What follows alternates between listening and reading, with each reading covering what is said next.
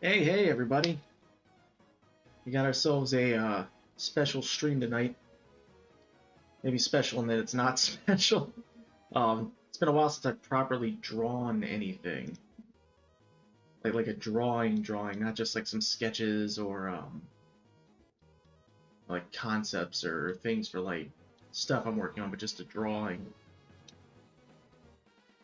And like I said, uh, last time after I had finished the Goombella drawing, this time for sure I'm drawing the Shadow Queen because no one ever fucking voted for her. So I'm trying to figure out like, what exactly I want to do with her. So I think I'm gonna try out. I'm a little nervous. It's been a while since I've properly drawn. So I think I'm gonna try out doing something I saw other people do, which is doing some thumbnail sketches beforehand. Kind of get an idea. Working on a small scale of getting an idea of exactly what I want to make it. Good with words. I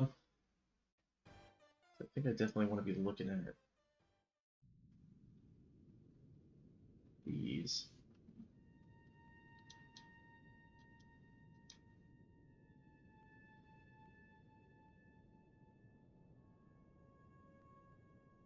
Not exactly doing.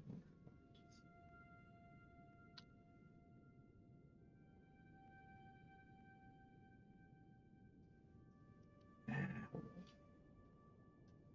Let's do it like this.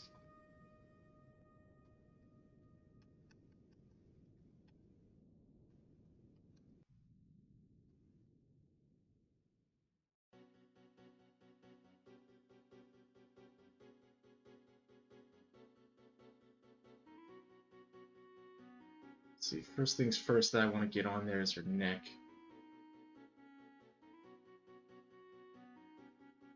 I think how I'm going to do the proportions of everything else is going to stem out from that.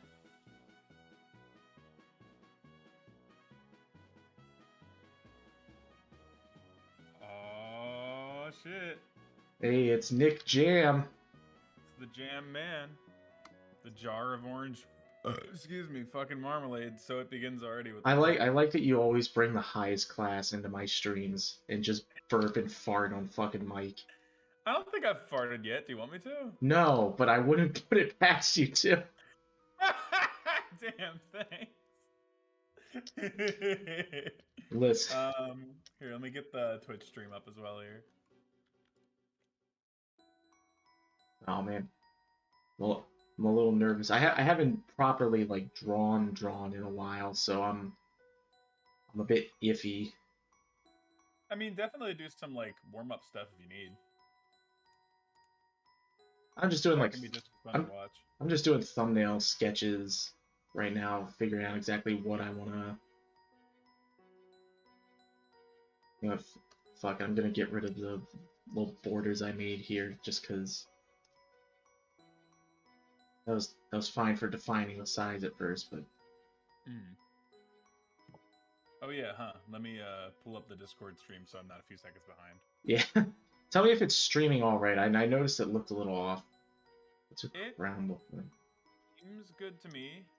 Do like a little just see if it's in sync with your voice. Like draw a dot and go like bop when you do it and do it like a few times. Dot, dot, dot, Yeah, okay, dot. it's fine. All right. And it looks like it's good on the Twitch stream as well. All right, nice. Thanks Yeah, for checking for me. I wouldn't want to have to have done that myself. I mean, to be fair, as far as the Discord one goes, you can't really tell if it's in sync from your end. Right. So how's your day going? It's been pretty alright. Pretty alright day. Very busy at work, but starting to kind of calm down a bit because for the past few weeks it's just been like thing after thing coming up and not feeling like I have any break, and like I actually took lunch today. Uh, So it's the little things. But still enjoying it, definitely. I do love a challenge. But also, I would welcome things calming down a bit because I don't have to be as stressed out about it, and I can work on more things I actually want to work on. Right. Recently, I've just been sleeping in my car on my lunch breaks. Oh yeah. Keep staying up too late. That's another thing is also I've been doing a lot of programming lately, so I'm not even in artist brain right now. I'm in programmer brain. I fucking understand that, dude. Speaking of like art and programming, I keep jumping back and forth between the two on Clown World. So it's been a while since I've put anything out because I'm making little bits of progress on both instead of like a large amount of progress to share.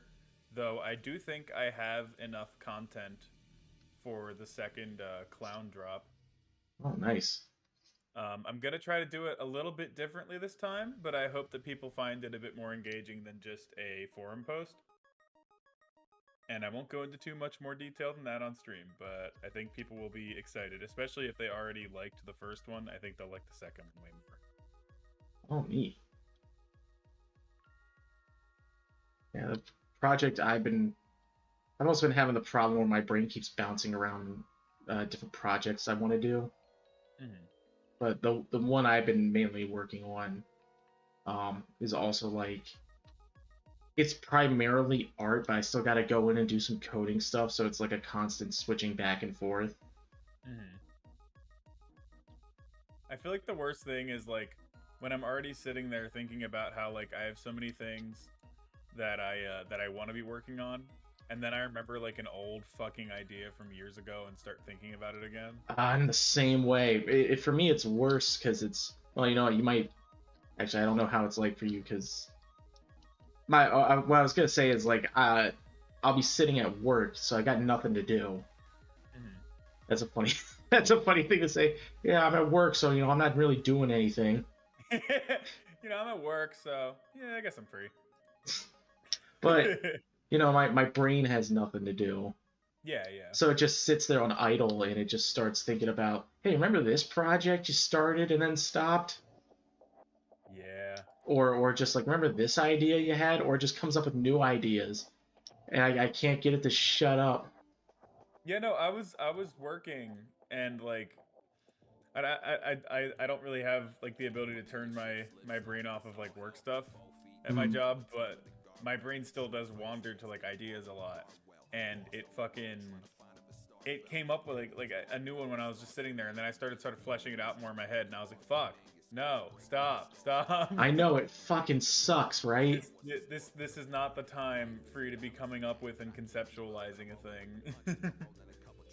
And I yet haven't even but thought that's about touching Choo Choo in months. and, but it's all I want to be doing. And then you get home and you're like, yeah, I could fuck around. See, I haven't been doing the fuck around part as much recently where I like try to mess with an idea. I'll usually just keep it in my head for now. No, what I mean is But like it will I still get keep me home up. then, so like I'll be at work all day and I'm like I've got the fucking the what do you call it? You get the fucking fire in you, and Yeah. you want to do something, and then you get home and you're like, yeah, I could like eat some fucking crap and then sit down on my computer and watch YouTube for an hour. Oh, I get what you're saying. Not like fuck around with the idea. Like I'm just gonna fuck around in general. Yeah, I'm gonna not actually work on something. after all day when all I've been thinking about is doing something productive. That's why you gotta just kind of make it a habit. So like with the thing I'm working on, again, I'm not even sure I entirely know how to describe it, but let's just call it in like pages. Yeah. I don't always, but I at least try to, at the very least, work on a page a day, Yeah. if not at least finish it, and depending on the complexity of what page I'm doing. Which I'm still even in the beginning. I haven't even gotten to like any plot points yet. I'm in all the establishing shit in it. Yeah. And I sometimes get hung up. I'm like, I'm just spending forever on the establishing. I get scared of getting stuck somewhere between like no, this is a thumbnail. Don't get too detailed. Just kind of get into the idea of it. But yeah, like I get stuck and or I get scared that I'm dragging, and then I also get scared of like rushing it. Yeah, because the thing with the dragging thing is it's definitely a fear that like, oh, I'm putting too much like I'm wasting time at this point. I'm putting too much into this one part. Right. But the important thing is too, like, foundation is everything. Like setting up a good foundation for you to be able to keep making things later, especially if you're like making a game or something. You got to get the engine shit right, like first and foremost. It's how you have something to build off of, because without it, you've pretty much got Well, that, but what's in your head. the thing I'm on, the engine's more or less, not entirely, but more or less settled. Right. Um, But still, like the foundation of your story is important. Knowing where you start off right. is like essential to establishing what the trajectory is going to be from that point. Not sure if I might try this, but I'm gonna try a different kind of shot here. And these thumbnails are helpful. I don't have to fucking commit to anything just yet. Um, but like, yeah, I get worried that I'm dragging, and at the same time, I gotta realize like the perception for me is that it's dragging because I'm spending days, well, not always days, but like I'm spending more time making the pages than what the viewer is going to be reading them. Yeah, it kind of reminds me of I think it was it was Psychic Pebbles that said this one time. A thing that kind of keeps him going, especially with like animation projects, because animation takes a fucking while. Right. Like every frame goes by people like lightning quick. Like they're seeing a frame for a fraction of a second, and you're spending hours maybe working on it. Right. And he said the important thing to keep in mind with your idea is like don't let your perception of it change too much as you're working on it. And I don't want to like butcher his phrasing, but basically his point was you need to keep in mind the reaction it gave you when you first came up with it, because that's ultimately what other people are going to experience when they see it for the first time. Right, so, like, right. If you lose that, you'll start to lose interest. But if you just keep that in your head, it's the way to kind of keep what's the word? Excited about a thing or enthusiastic about it. Keep the energy about it. But yeah, it's like real easy because if you spend a lot of time thinking about the same part over and over again, a lot of what you liked so much about it in your head when you initially came up with it will start to get lost if you you're not gonna feel like if you ever have those moments where you have like an idea and you're like, oh, that's a great idea, that's brilliant. And then like you think about it again and again over time, and then you're like, man, why did I think this idea was so good? But it might just be that it's because you're thinking about it all the time. Yeah. Just the idea that you've kind of either grown tired of it. Right. It would be like if you're watching the same movie over and over again. Yeah. But it's like you were somewhere else when you initially came up with it. I think it's important too, though. Like there is another side to this coin, which is like, if you notice some kind of glaring issue with your work, you shouldn't just ignore it because, oh, it made me feel good initially. Right, that's not what I'm talking about. I'm not talking about where you're starting to see problems with it. I'm talking about like it doesn't strike you the same way it did initially. Yeah. And you're like, where'd that sort go? Feeling or thoughts on it has changed. Right, but it might just be because you familiarized yourself with it. Yeah. At the very least, it's important to like, kind of when you're having those thoughts, parse them. Like think, okay, am I really? Do I really have any less faith in this idea, or am I maybe just like a little burnt out on it? And should I? Right. Maybe it's just like you need to spend in the same way that like if you get frustrated with a picture when you're spending a lot of time drawing it, maybe you just need to take some moments away from it. Yeah, sometimes that's all you need. It's like you just need to get your head away from the thoughts. I also noticed that like a lot of my when I start getting down on stuff I'm thinking about or stuff I'm working on, I realized recently most of it's due to just how tired I get myself.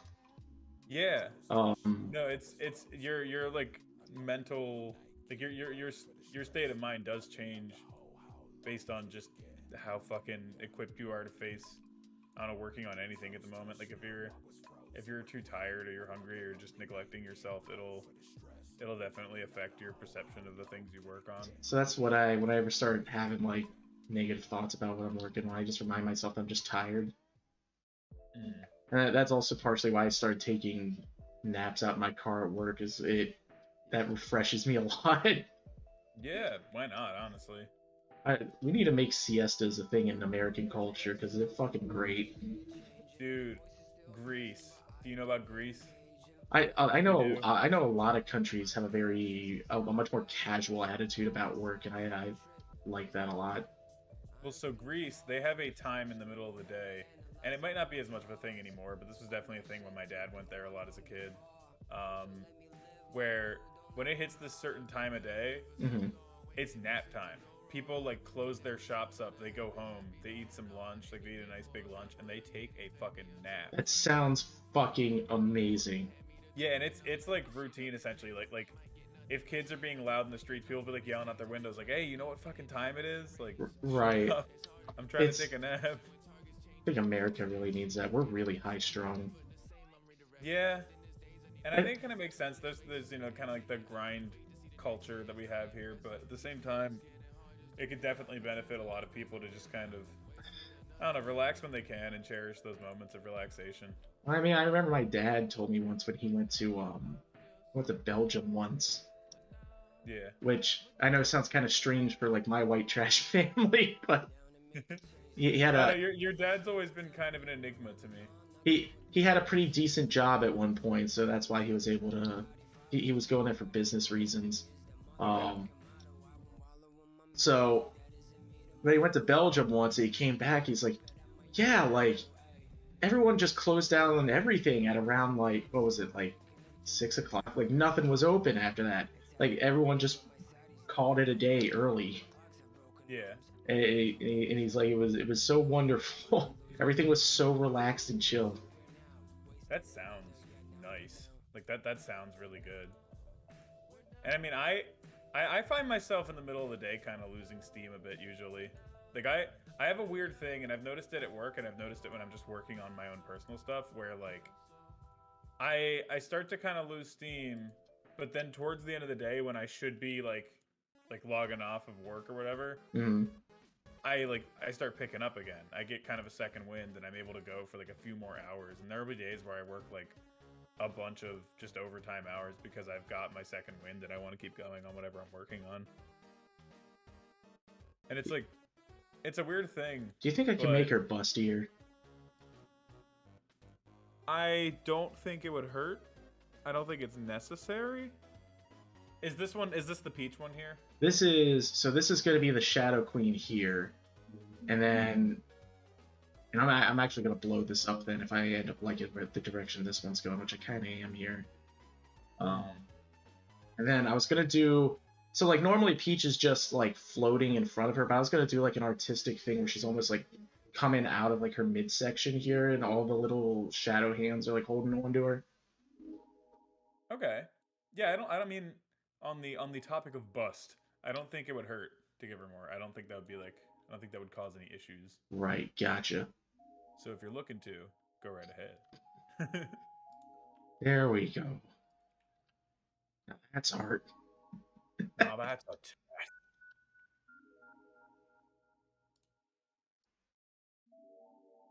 I don't know. It's just you know me. I I like. I know what I like. I like a certain thing. man of culture. Man of culture. It's just it's weird. It's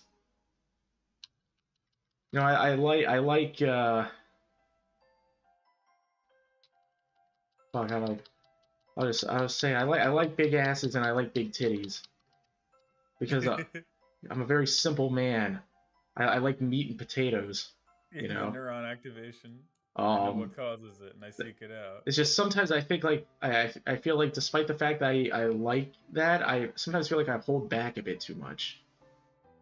Maybe. I mean, I noticed when I first started getting into like art in high school, I was afraid to It's too give like a much. female character tits at all, because I was like worried someone would see my art and think I'm a pervert. I mean, listen, half the reason anyone gets into art is to draw tits.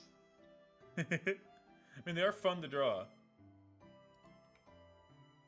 Though, Mm. like back then, I was really bad at drawing them. I mean, maybe not really bad, but it was definitely not anywhere near what I could do, even like a year or so later. More like, hmm. Art's really one of those things where it's like, it's kind of, as long as you save your work, like if you like have a sketchbook you keep, Hmm. or you just like have whatever paper you were drawing on, you can kind of notice your improvements pretty easily. Oh yeah, like sometimes I think back when like I first really started this. I think you saw a lot of what I was drawing when I first started drawing, where I was more or less just copying images. Yeah. A lot of the crap I drew then when I was like drawing in GIMP, Mm-hmm. yeah, like God, sometimes I even look at stuff I drew just only like a year ago, and I'm like, Jesus Christ, where was I? I mean, that's not necessarily a bad thing, though. It just shows you're improving. Yeah, I noticed that I improve at different rates at different times depending on like how I'm doing it. Um, Right. like I said that about coding before, where I feel like despite the fact that I've been coding for as long as I have, I feel like I've made the most improvement in how I code within like the past year. It's possible. I mean, sometimes you just kind of hit a stride, or you sort of take a different approach to, I guess, what you're doing or how you're taking in knowledge. Because a Well, lot of the time, like my approach to learning coding as a kid was pretty flawed because it wasn't just me saying, okay, what would be the best way to do this? It was more so just, okay, how can I make this work? Like once it happens on the screen, I'm satisfied no matter how I get there. And that's right, why I ended up with like nested if else statements out the fucking ass. Was because I did not care at all to learn certain things, and some things like switch cases or even a for loop, which I didn't know how to do, would have been very beneficial. I'm pretty sure I wasn't using loops in my code until I got to college. oh wow. It's a scary thought, How did right? you wait? How did you get anything done? Mm, don't know. Like, well, I mean, Mo- most how did you most even of my run coding anything? Because like, I feel like a loop's pretty necessary to. well, most of my coding experience was in Game Maker, and it handles that, so I didn't have to worry about it for Um, quite a long time. But yeah, like just running anything in general is going to be a loop. It's just I didn't know that because I didn't take the time to learn it. Again, I was very outcome focused, I suppose would be the word. I didn't really care how I got there. I just cared that I got there. right, I was the same way. Between the years of like what high school when I really started getting serious. God, and even then, I was the way I coded was just a fucking joke. Mm. Um, because like I spent a lot of time coding shit in like the worst fucking way possible. But like between the ages of like 14, God, what? Maybe I don't want to give my age out, but between when I was in high school until like last year, the kind of improvement I made in between there, I don't think is has nearly been as significant as between last year and like now. By the way, everyone, Laken is 12. I am I'm 5 years old. I am 2 years old. I mean, for all we know, I was born last Thursday. That's true. These people don't know that. You're the replacement, Laken. Or maybe I was the real Laken all along. Maybe the Laken was the friends we made along the way. Maybe the real Laken was inside of us all along. Maybe Laken was inside of you. Look deep down. Look inside. Pull him out. He can't breathe in there.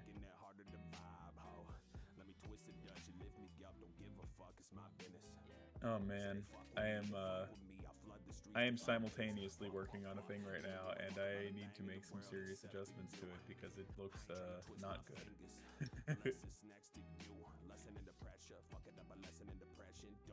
Oh man, yesterday, do you remember Psycho Potluck?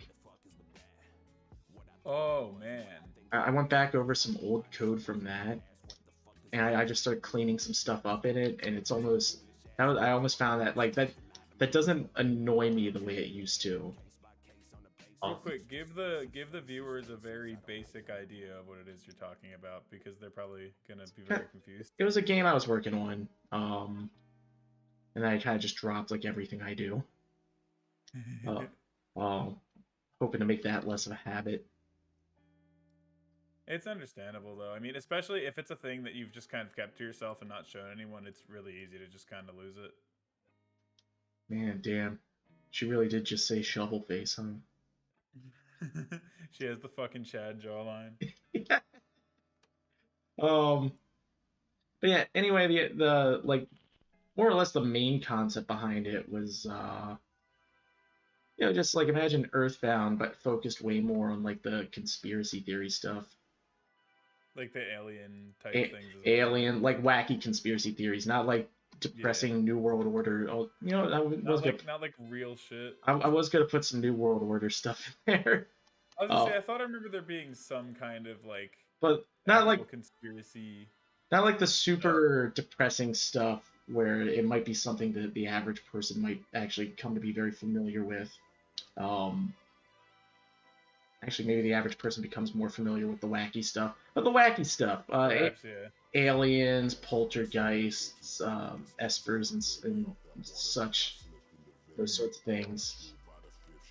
Um, and it was all going to be styled like an old school NES game. I remember thinking it looked neat. You got some visuals done for it that I recall. I didn't get that much done, so I was surprised you thought it looked all that neat. I remember it had like a style that was kind of emerging that I thought was cool. I only drew like one sprite. Maybe I'm thinking of a different thing. I thought you had like a very basic overworld drawn somewhere. Am I imagining that or thinking of a different project? What are you thinking of? It might not have been Potluck then, huh? Describe the overworld. That might be a different project I was doing. Let me think. It was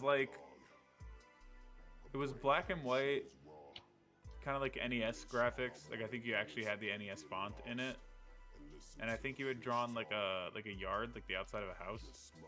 You might be describing Potluck, but you might be imagining more to it than what there was, because that does sound like You it. know, we did talk about it a lot. It's entirely possible that I got like a visual in my head based on what you described. Yeah, it could be that. But that I think your imagination is about the idea of what I'm going for, though. You got the menus right; they're all black and white. Are you sure you didn't do any of the menus at all? No, I did the menus, yeah. Okay, maybe I saw those and my brain filled in the yard thing. Right, like he You was did on like describe there he like the was place he was at. he was in like a green background, and that's all you really need to communicate like a yard, I guess. I'm gonna see if I can look back through our messages and find any pictures of Potluck. Um, but, I went back and I started touching up some stuff on that. Like The most recent message we have mentioning it, you wrote, "My potluck code is fucking heinous hell code." I'm surprised I said that because I went back and touching up on it. It's not great, but it's not that bad. It's bad, but it's not like heinous hell code. I might have just hit a rut there. Oh shit! I was the one to suggest the name Psycho Potluck.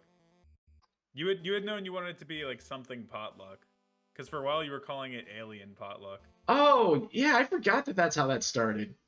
Yeah, no, it's like I just found the message here where I said, also, what about Psycho Potluck at the end of it? That's a good idea.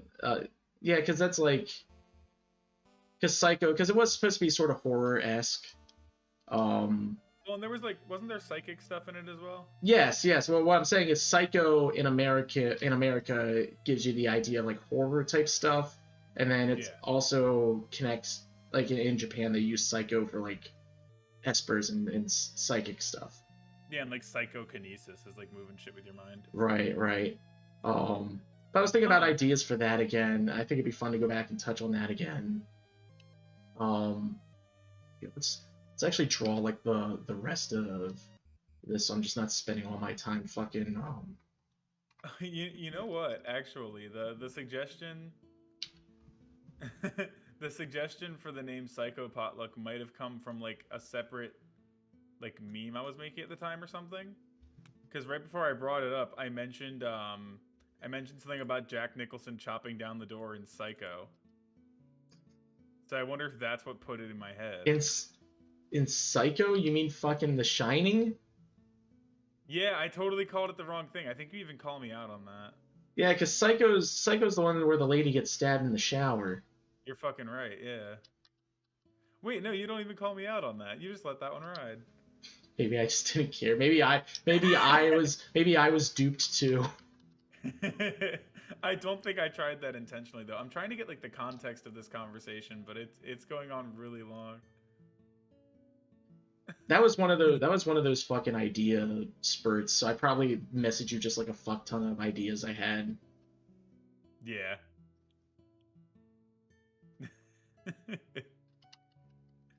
Hey, you know what? There's a thing I messaged you about that day too, where I was talking about in DDO, which for viewers, Dungeons and Dragons Online, really old MMO, like from not really, I mean 2006, that I still play and still gets updates. They have a feat called the Racial idea Completionist. the idea of something from 2006 being quote unquote old is.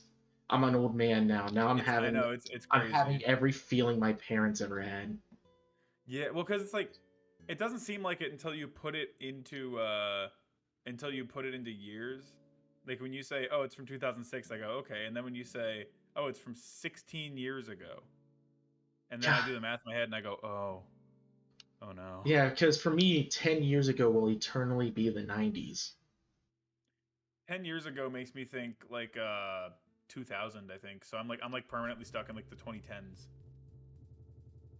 It's weird to me.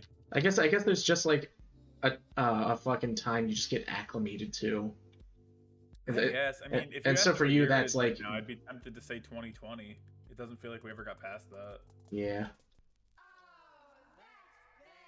I remember Grace and I were talking about that one time. I was like, yeah, no, the year is 2020. We're in like, I don't know, April or something. Like there's this very clear, here's where I am, and to be honest, I think it's because that's where I was in college. Like, they made us all go home. So like it's weird. It feels like I never graduated. See, for me, I'm back in 2018. Yeah. Yeah, because I believe that's when I started my current job. Mm-hmm. So I kind of feel like I've been dead the whole time I've worked there. I think it was 2018. I think you're right because when I was there for that brief period, it was not super long after you joined. It was a few months, I think. It's weird how short it all was and how long it all felt. It really did. I mean, the viewers don't know who Tommy is, but that's where I met Tommy, was there. And it felt like I knew him for a while. He was only there for like a few months. Right. How is Tommy doing? There for a few months. He's doing all right. I actually just messaged him yesterday. Oh, cool. He is going to college for, I can get the exact thing. It's like a, let me see here. He's going for, I don't want to butcher it, media communications. So he's been doing some like logo design and like site design work and stuff, concept art, stuff like that. Oh, yeah, he seems to be doing all right. That's cool. Like, what's his? I never did find any pictures of Potluck. I completely forgot that's what I was looking for. Like, what's his current address? Oh, dude. I don't know it off the top of my head, but let me message him and then I will put it in the stream chat. Okay, thank you. Yeah, because I think it'd be really good for everyone watching this stream to know that. You're really funny. Just as like a security thing, so they know this guy that I've just heard of. I can find him now in real life if I need to. Right. I want them to have that. That's my gift to the stream.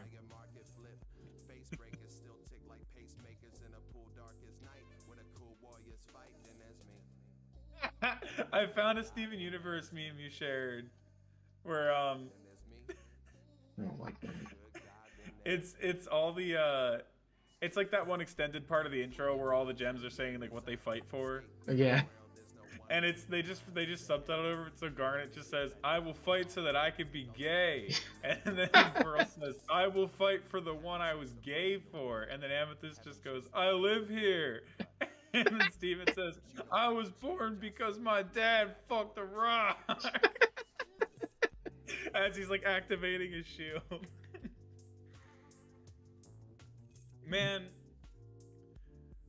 Why did they have that one shot of Rose like holding Steven in her hands menacingly in that intro? Because I think they knew what a terrible person Rose was, and they just wanted to Make it seem communicate like they that. planned it. Yeah, they just wanted They to. put it in some out of show. Someone in the department that worked on fucking trailers and shit was like they saw what was happening ahead of time, and they're like, I gotta let everyone know. Yeah, maybe I can make it seem like we planned it if I just sneak this shot into this intro thing here. Oh, who we got? Hello, It's good Chris. It's Chris. Oh, Yeah. this is. There's bits of this animation I started that I never finished. I forgot where exactly I wanted to go. I'm pretty sure the whole premise was like there's like a hot chick laying on the beach, and the sun's like staring at her with sunglasses on. And then like I think the premise was like she starts feeling weirded out because he's like staring at her a bunch, and then he stares at her so hard she fucking turns into a skeleton, melts, and dies. I think I remember those were when you were like posting on that one site under like Nikocado Avocado or something. No, that's right. The That was my Nikocado name. Avocado. No, fucking Rip Rip two sites. Actually, I think Vanilla might have come back, but Rip Vlaire was where I was posting all that shit. Oh yeah. I said something really. I had an idea. I said to Nick, a really cursed one that has to do with Nikocado Avocado. Oh god. Nick, you'll remember it when I say it. So what if somebody made what if someone made a one-shot version where it's like Nico Cado Avocado? And it's just fat, and it's just fat Nico. And No. I know it's a horrible thing. I don't feel good about saying it. That came to my mind, so I figured I should. Yes. Chris, you suck. I know I brought the whole mood down. Anyway, how you guys doing? Well, I'm currently pissing and shitting and crying.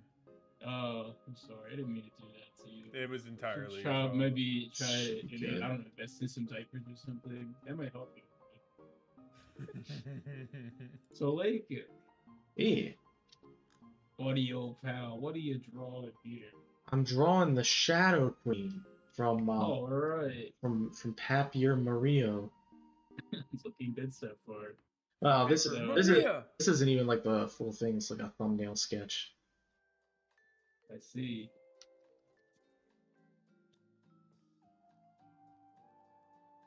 Okay, I'm probably about to give up looking for potluck stuff soon. I think the most I told you was when I gave you like a rundown of some initial stuff I wanted to do with it, and like that one frantic long post. Mm-hmm. But like I've just been listening to like a bunch of like Earthbound icebergs and like Undertale stuff, and I'm like, man, I want to make a JRPG. Yeah.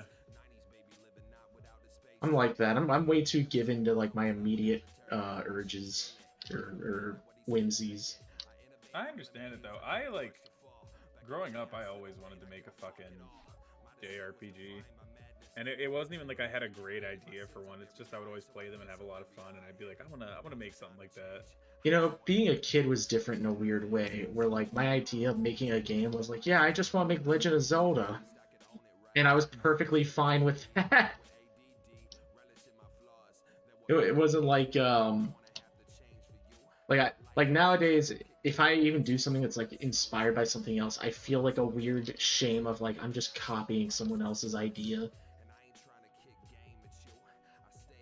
Oh man, I think I just found one of your first Sunny sketches in our chat. Maybe. I think I sent them to you guys first before I ever posted them anywhere. Yeah, it's a drawing of your current like your Laken character, and then a drawing of Sunny. I think I can picture which one you're talking about. It's the one that's on like lined paper. On line paper. In a book, you're on like the left page. She's on the right. Oh. I guess that is kind of. I know exactly what you're talking about. That's from my. That's from my diary. Dear diary.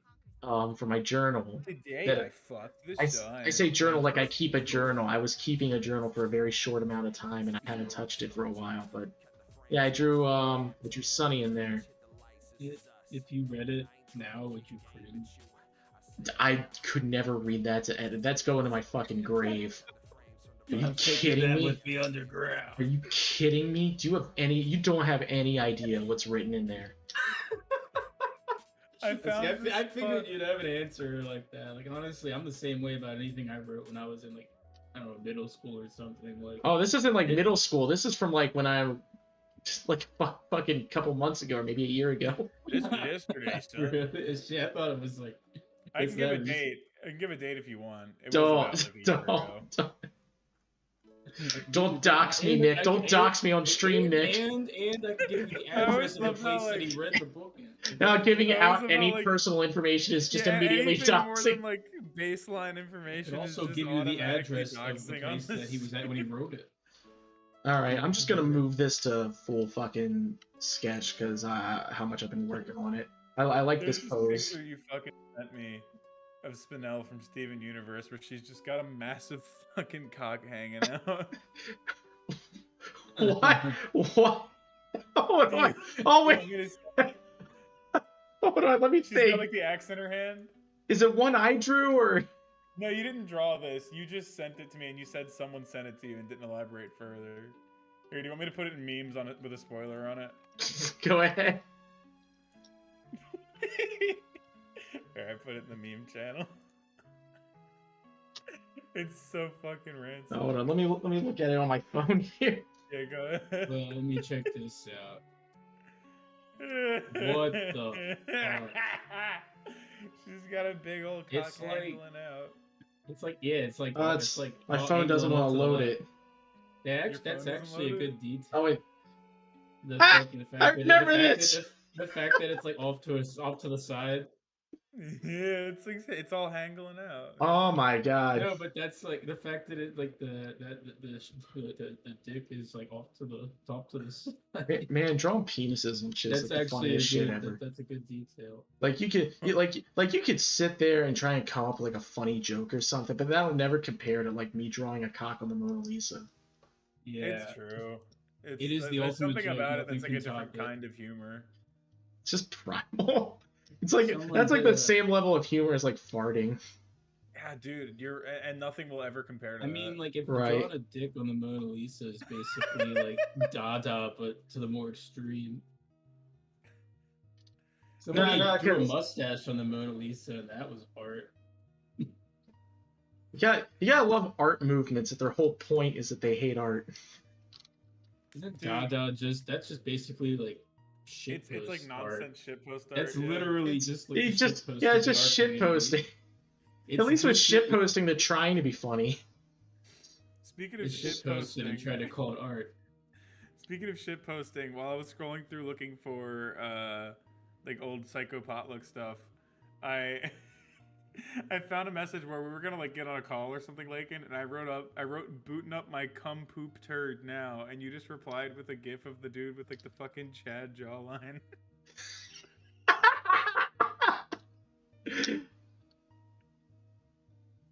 Oh man.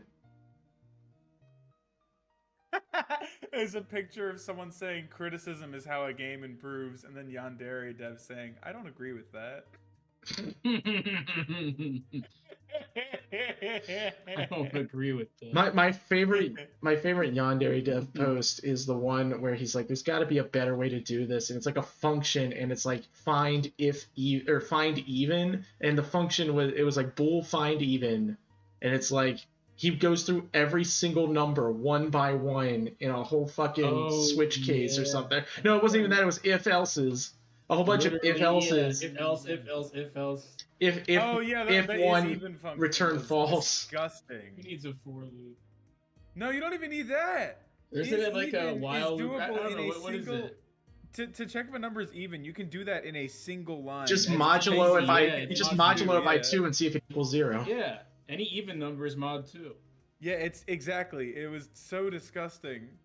that code. I saw it and I wanted to fucking pass. I also like, I can't think of too many cases where you actually set really need theory to know if something's even. Not that it's There are certainly impossible, times where it but comes in handy. I know, but like Modulo, it's weird for me to think that you need to do it that much. Modulo was really useful in Choo Choo since it had grid-based movement. I would use it a lot to tell if you were on the grid. So I would take your X value and modulo it by 16. Well, right. I'm not saying a modulo function. I'm saying like specifically that it's just specifically even. Right. Yeah. Like I use modulars a lot. It's a great way to just like code for something to like flash on and off. Right. I learned all. I remember in college. I think it was like I think it was set theory, like intergroup theory, and I learned about that kind of stuff. The modulars. No, I know she doesn't have like those two pine tree spikes that come off there, but I like it. Kind of makes her fit in with Peach. Yeah, I was gonna say it kind of makes the hair look like it's flowing upward. Like it has a little more upward motion to it than it does in the actual game. I mean, also her hair is kind of more stringy in the game than here, where it's kind of like a big flowing mass, and I don't think there's a problem with that. Well, right, it's how you. I mean, I think they were trying to get across. Well, no, I think they did want it to be stringy like that specifically, just because it's like there's something intimidating, kind of evilish about that. Yeah, but I don't think it's a problem to mess with those little stylistic things a bit here. Because I think it looks real good. Have these curl up like this.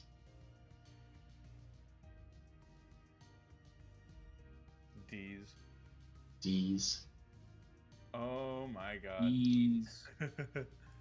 Man. I just found a super early sketch of my little Jellyman character. Oh. It's really weird looking. Here, I'll put that in the memes channel as well. I mean, it always kind of is weird looking when you start to figure out what something looks like as you draw it and you see the early versions of it. Yeah. Especially when I've got like a much clearer look, like a much clearer idea of what it looks like now, because I've had it for so long. It's weird to look back at like an early interpretation of it. Let's see, and then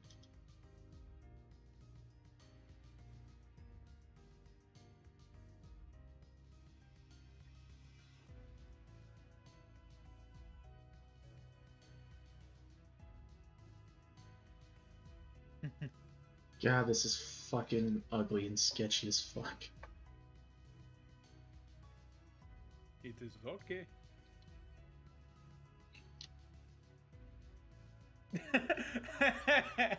I love the picture where it's Peter Griffin opening the door and Rei Ayanami standing in the doorway, but she's drawn like Lois, just with blue hair. Yeah. And then like, Peter like does that position where he's fallen down, but he's also turning into LCL. He's like, "Holy crap, Lois! It's Rei Ayanami." It's Rei Ayanami from Nerve. It's Rei Ayanami from Family Guy.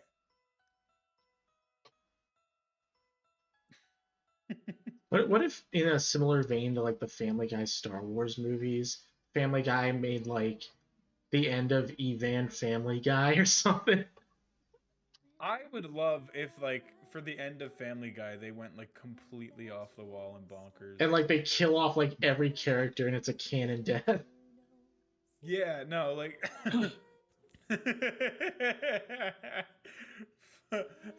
Brian, look out! Peter gets in a big Brian, You look out! know how you kill Brian?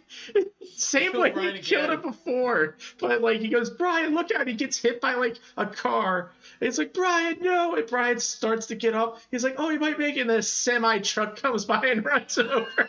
No, and Brian, then that goes, flings him into like a giant blender. Oh my I was gonna God. say Stewie goes, Brian, look out! And then he steps out of the way and doesn't get hit by a car, and then like Cleveland just comes and shoots him in the head. Or stabs him.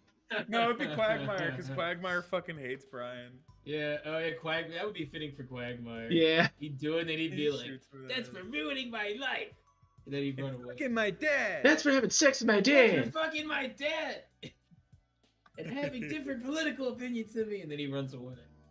And then you get hit by the car. And then you just hear, Quagmire, look out! Quagmire, look. Quagmire, look out! Okay. I did find potluck stuff finally. Oh, did you? Yeah, I found walking sprites for the protagonist. And Peter walks outside and he's like, "Oh crap! This is worse than that time I said, Lois, look out." This is actually really cool. Oh, Lois, look out! You know what it should be? It should be Lois, look out! It should just be one giant fuck you episode where all episode they're doing nothing but cutaway gags. Yeah, dude, that's all the episodes. What do you mean? No, it's just story, no story. There's no plot to the episode. Each cutaway ad leads to the next. There's cutaways within cutaways. In the cutaway ad, they're just like, "This was like that time," and then it shows that time, and then they could cutaway, the person's like, "This was like that time." They could actually do something of like a like an Inception parody sort of thing where it's just cutaways within cutaways. If they actually wanted to do something fun, like I could see that being fun.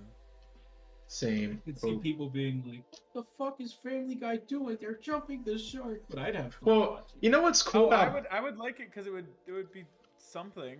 What's cool about Family Guy and about what's cool about Family Guy about being Family Guy is it's very popular, but it's also got a shit reputation, and that puts you in like a position.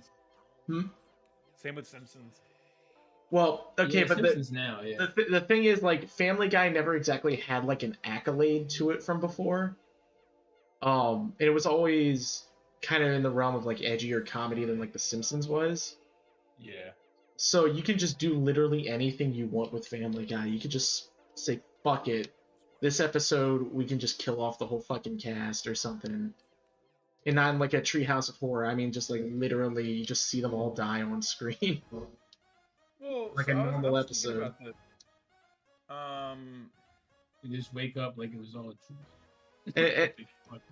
And it's like you can also just like, I don't know, it almost kind of makes you immune to criticism in a way where you can just do anything, and then if people get mad, it's like, yeah, whatever, it's fucking Family Guy.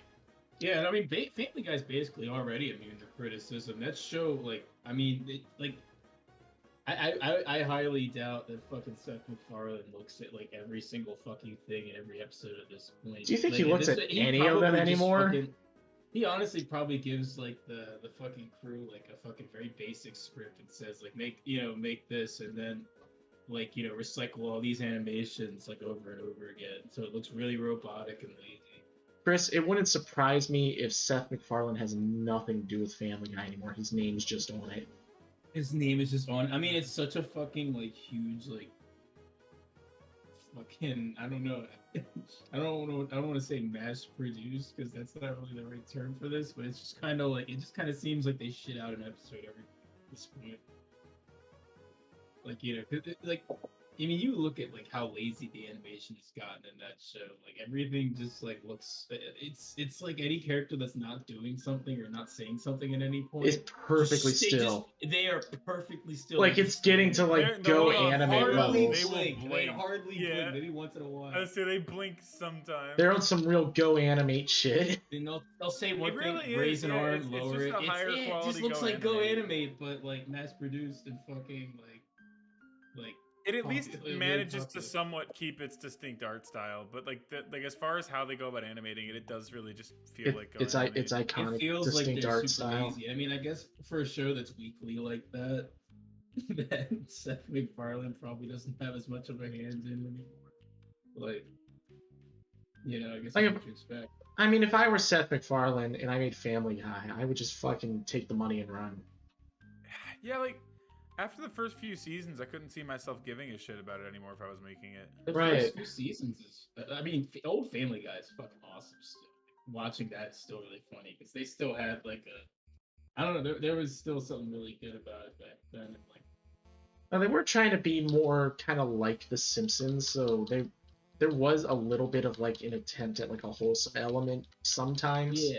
It was better when it They had that, pretty much honestly. dropped the wholesome shit by now. That was the only thing that kept it grounded, because like you knew that Peter actually did deep down care about his family. He's just a there was some bumbling buffoon fucking when he tries to do anything with it, and there now was he's some just an fucking asshole that development beats with them these all and yells characters. at them.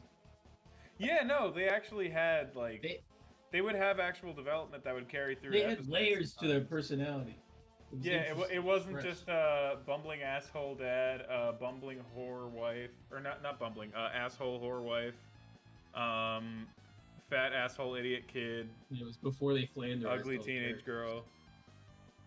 That's also like everyone's an asshole. That's like their thing now. Is everyone in the show is an asshole. Everyone's an Pretty- asshole. pretty Nobody much. has any redeeming qualities whatsoever. Remember That seems to when be the running theme in fucking American adult cartoons is just after a little bit, everyone becomes just an asshole. remember when Stewie's like defining characteristic is that he was an evil genius, just that he was a baby. And now he's gay. Yeah. Now it's just that he's gay. This is gay. Now they were like, No, you know they his had a cool eccentric thing, British accent? That makes him sound a little fruity. What if he was gay?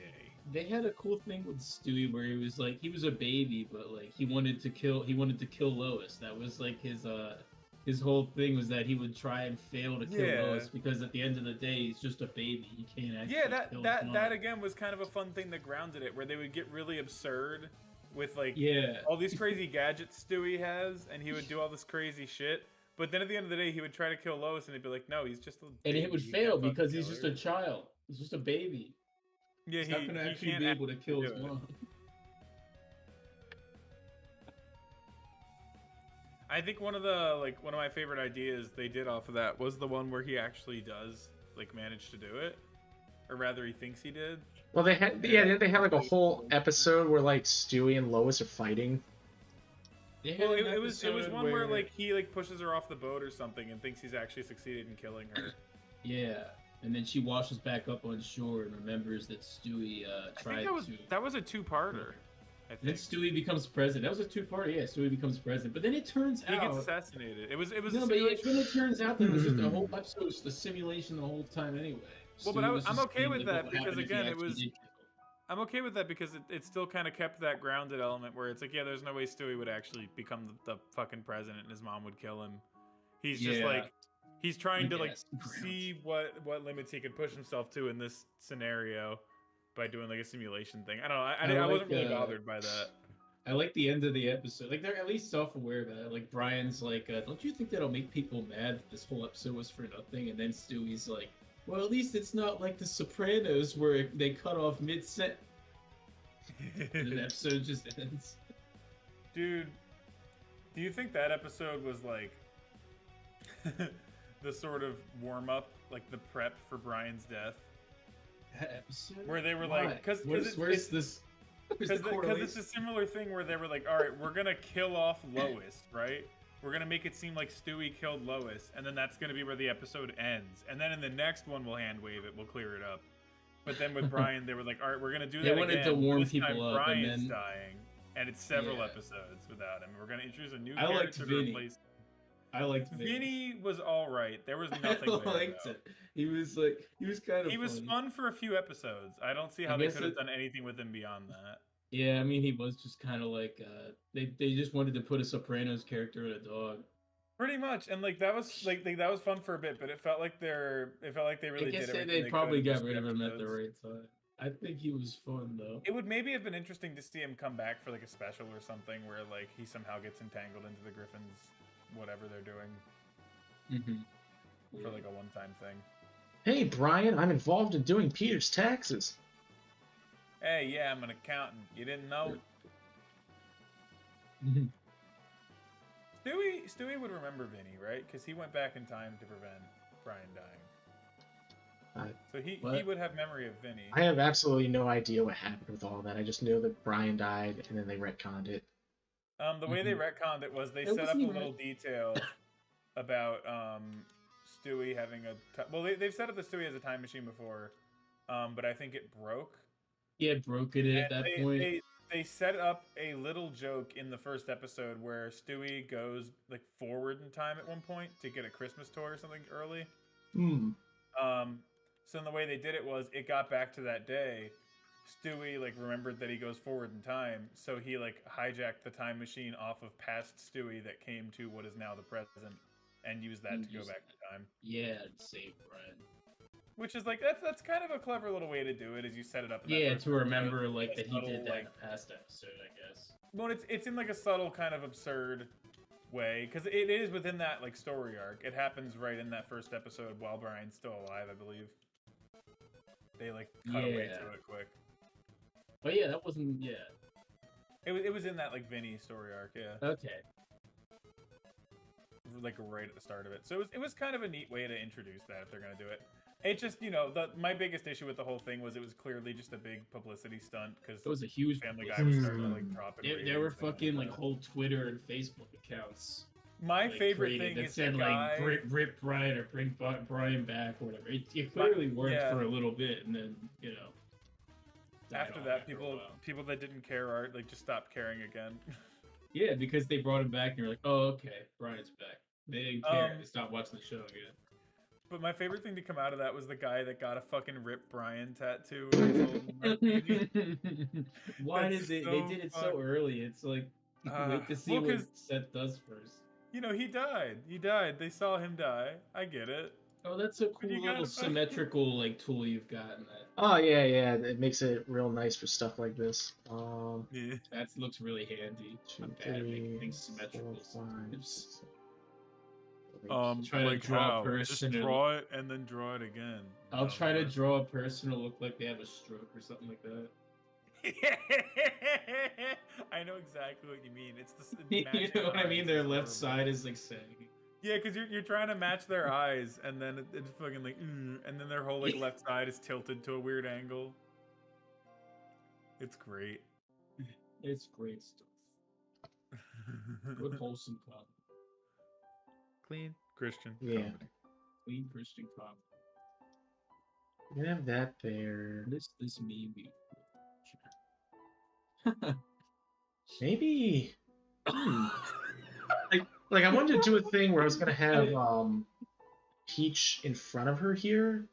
Oh my god. But I had all this white space up here, so I figured I almost wonder if you put her above. Like, well, yeah, can I put her right here in the center with the stars, and maybe that'll be interesting. That could be like she's rising above. I just saw that meme you put in the chat with the dinosaurs. Thanks, Dad. That was like a really old one Laken sent to me months ago that I found when I was digging through our messages to find so potluck funny. stuff. Let me look at that. That's horrible. Hi, Sean. What did he say? Oh yeah, that one's fucked up. I love it. He just breaks the fucking kid's neck. Thanks, son. Thanks, son. I got it. What's up, John? John's here. What'd you get? The $1 million thing.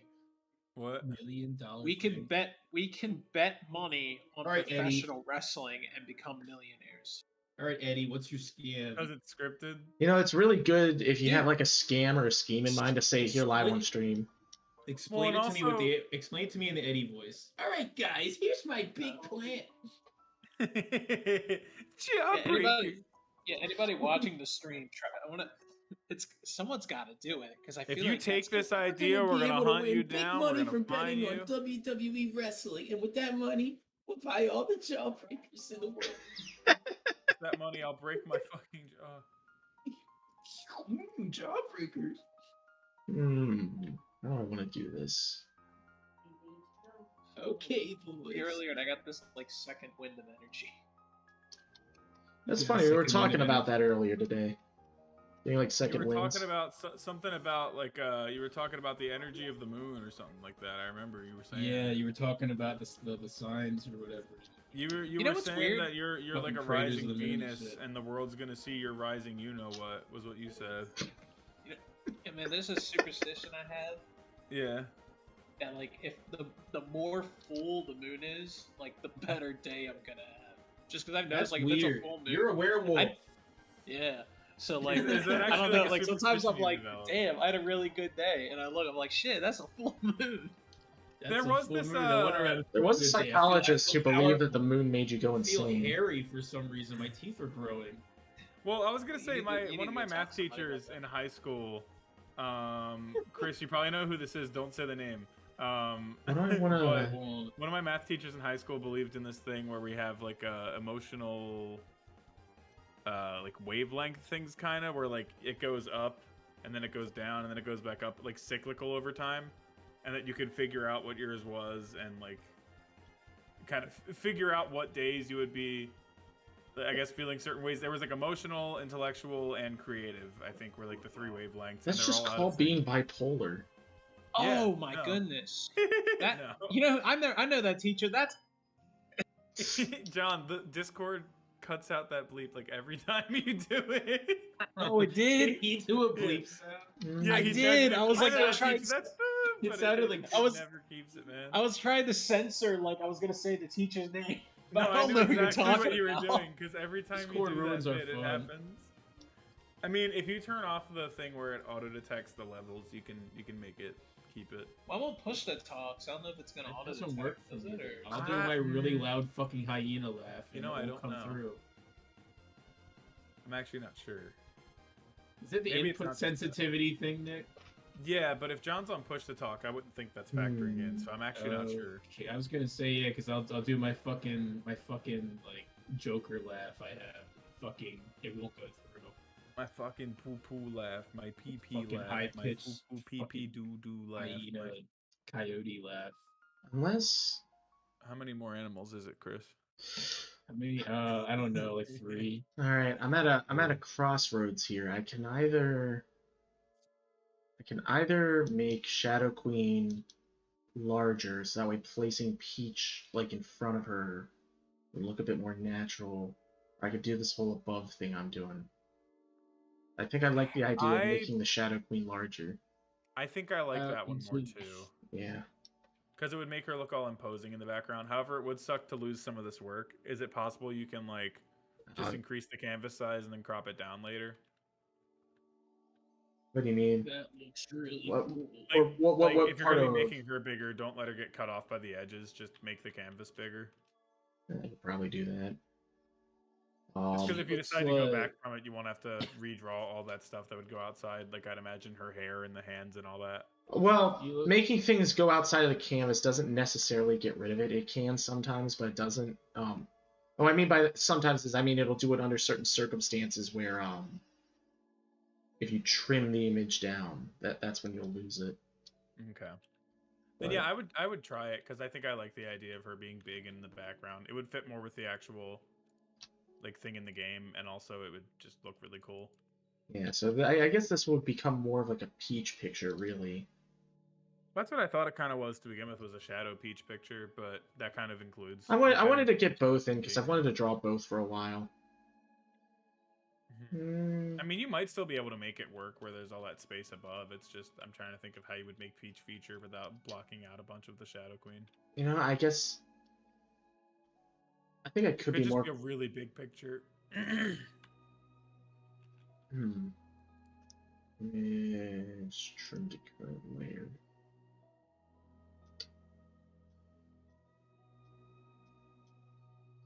You know, okay, I could try doing this in a different format than what I usually do. I think I figured it out. What'd you figure Yeah. out? Give the Shadow Queen big penis. Have it going up Peach's dress.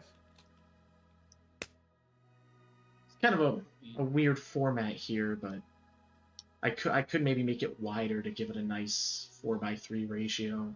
Not 4:3, but a nice ratio versus this kind of weird, almost boxy look here. But for right now, I'm fine with it like this. Yeah, it would be a different aspect ratio, but I think it would look good.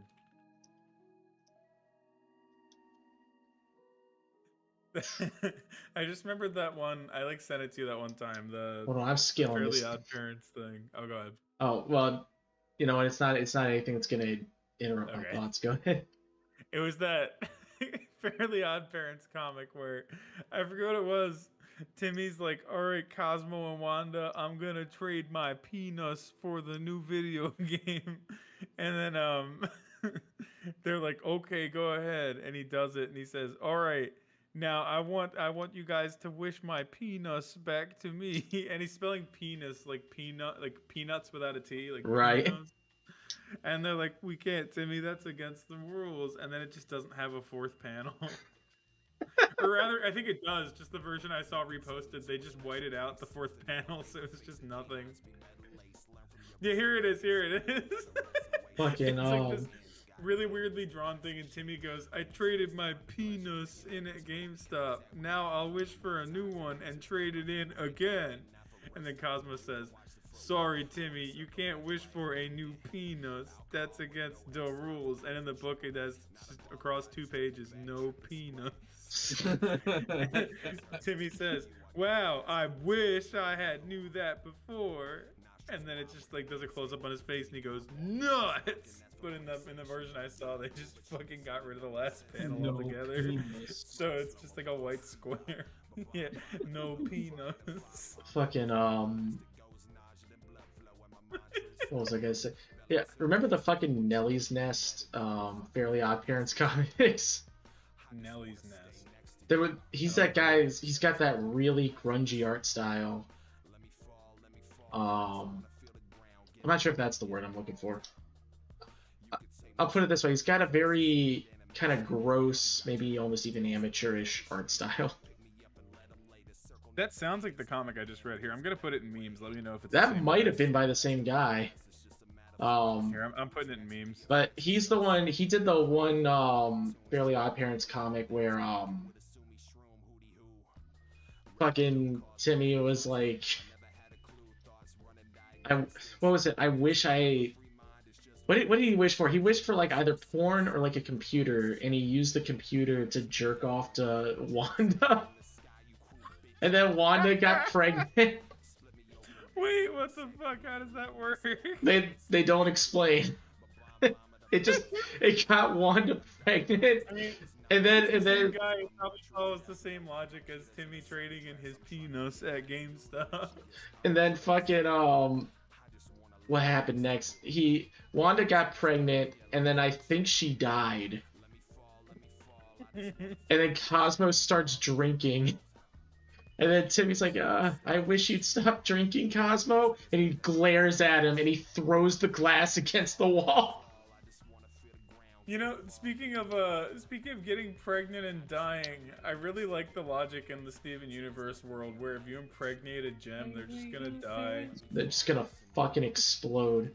They're gonna die and turn into the kid. Have I talked before about how my thought on it is it works like those fucking Pokemon stuffed animals that you like invert?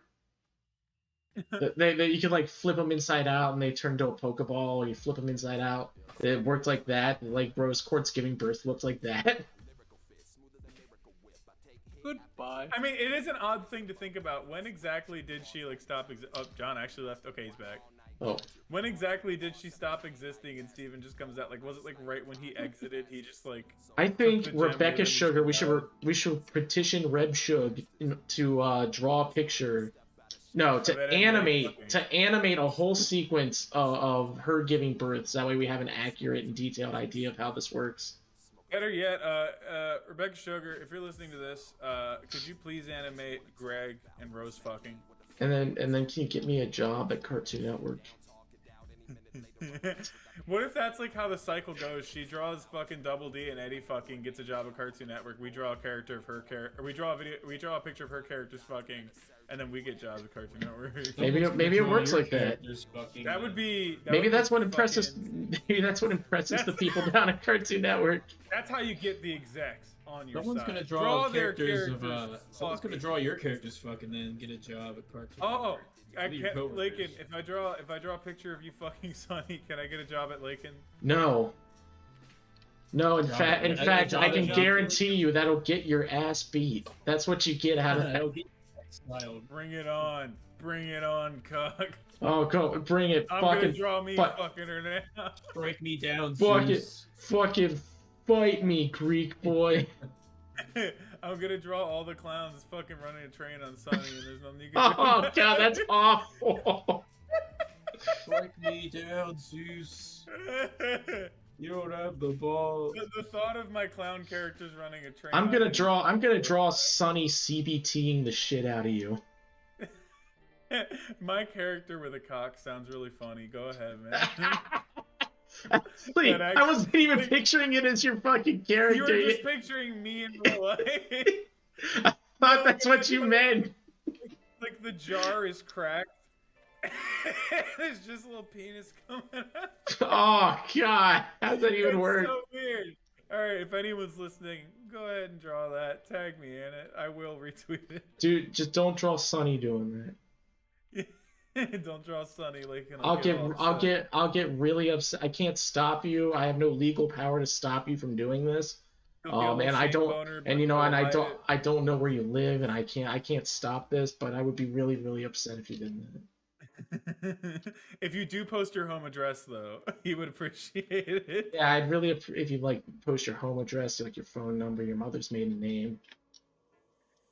Okay, gamers, send me a Google Maps link to your home address.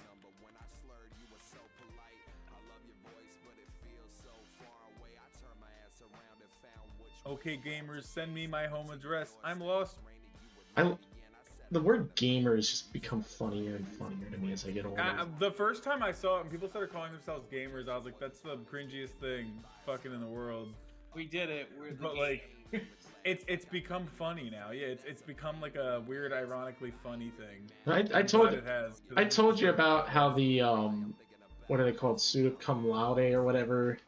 I'm not sure if I have that completely right, but our version of that in our school, which I went to a shit school. Yeah.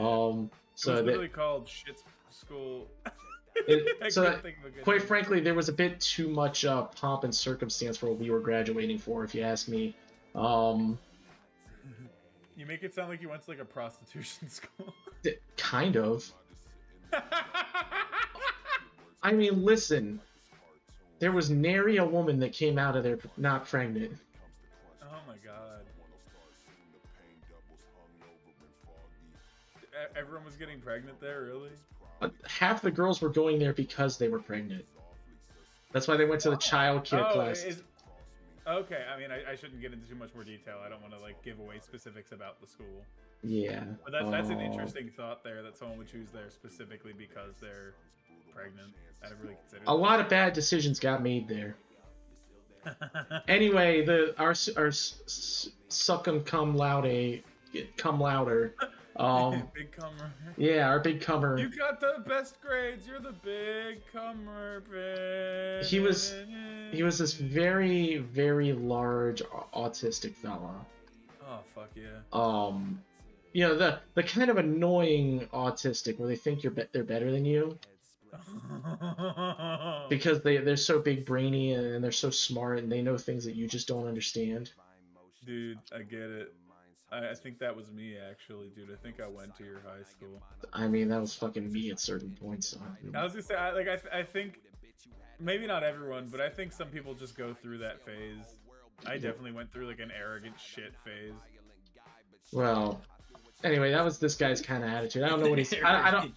I don't know what he's like today, so this isn't my judgment of him now. You really like the atheist or whatever his name is. You're talking That's like about when Nick him would as leave. you knew him. It was that period of time when Nick would leave like floaters in the 20s, like now you can have a piece of me to embrace. Did I know your place, Phil? What's that guy's I would name? leave floaters in the toilet. So this guy, his whole fucking speech or graduating class was just like, You've completed the tutorial. Now you're on to the first level or something. Like he was comparing everything to a fucking video game. Congratulations. You leveled up with your receiving of your diploma. You all have leveled up. Congratulations, gamers. You now have +1 intelligence. Now you're one step closer to beating the final boss of life. It was pretty much like that.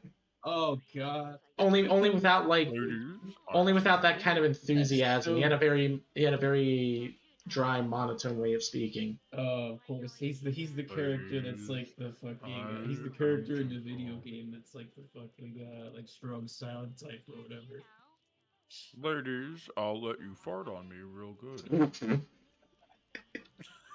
Y'all are hitting your fucking level ups here tonight. Gamers. Now get out there and go grind up to level 2. So bad. Ladies, you can grind on me until you level up. He thinks he's like slick. Oh man, ain't that fun when you're a kid and you think you're smooth? Yeah, you think you're smooth with your epic game references. Ladies. Oh What man. was that? Who show? Oh yeah, John. Sometimes I Smith. wonder why I have fucking nostalgia for those days when I look back and they were shit. I think it's just kind of like the What idea of being younger and innocent, maybe. that and not having any fucking responsibilities and not having a goddamn Yeah. job. See, I don't know. Like, Yeah. I get it. I get the thought, but also, if you ask me if I'd rather be doing what I'm doing right now or fucking going home and doing homework until I have to go to bed. Well, I guess that's What? maybe the thing with me is I wasn't the best student. I didn't exactly do my homework all the time.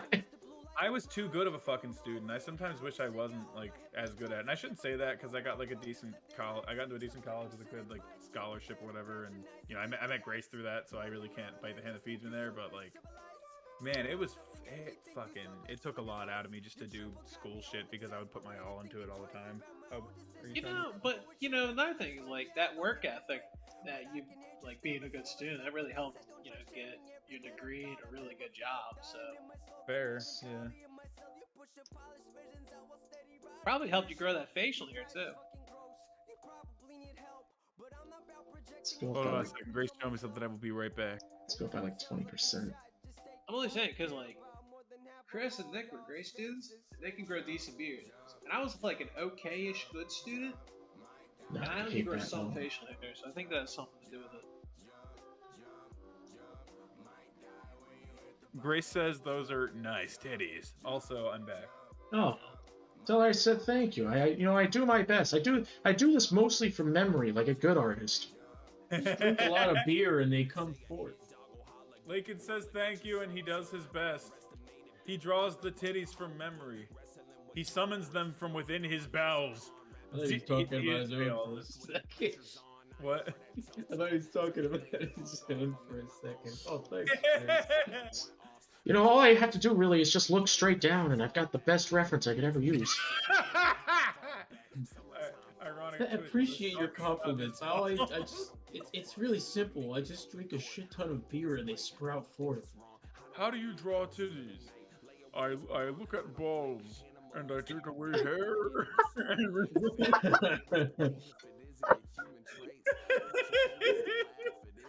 They sprout forth Someone like get in the summer elevator. How do blossom. you draw titties so well? Oh, I God. look at balls and I take away wrinkles and hair. And I put a little nipple on it. Oh, my God. I put a little nipple on Yeah, there, and that absolutely. makes me go, oh, fuck. We actually just mentioned this earlier. This is like a topic. Grace asked me, like, do you think middle school boys learn how to draw titties just so they can, like, Yeah. Yes. And I was like, They probably Absolutely. What other reason do you think they're doing it for? A middle school boy doesn't. genuinely just want to learn how to draw and be good at art. But That is they're a applying- secondary benefit to the main Parents goal. shut off their internet and they're like, now what am I I wouldn't gonna say it's look true at? all And around. they're like, but, oh, that's right, everyone's I'm an doing it. artist. However, there are certainly people that are doing that. Be the change you want to see in the world. Grace said, "Be the change you want to see in the world. Be the titties That's you why want to people draw the be titties deviant. you want to see in the world. Draw the balls you want to see on the girl's chest."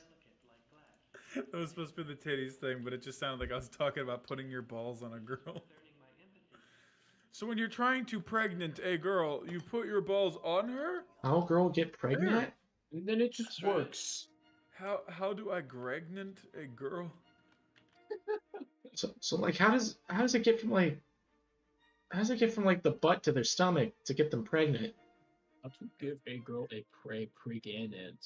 I think one of my favorite keep stories on- about I like keep in mind not that she understanding has how just let pregnancy go. works was it was fucking Danny Sexbang talking about like how like the first time he had like some kind of like a sex ed course, the kids were like asking the teachers questions, and it was either him or someone in the class said like, so I understand you're supposed to pee on the girl, but like where exactly do you pee?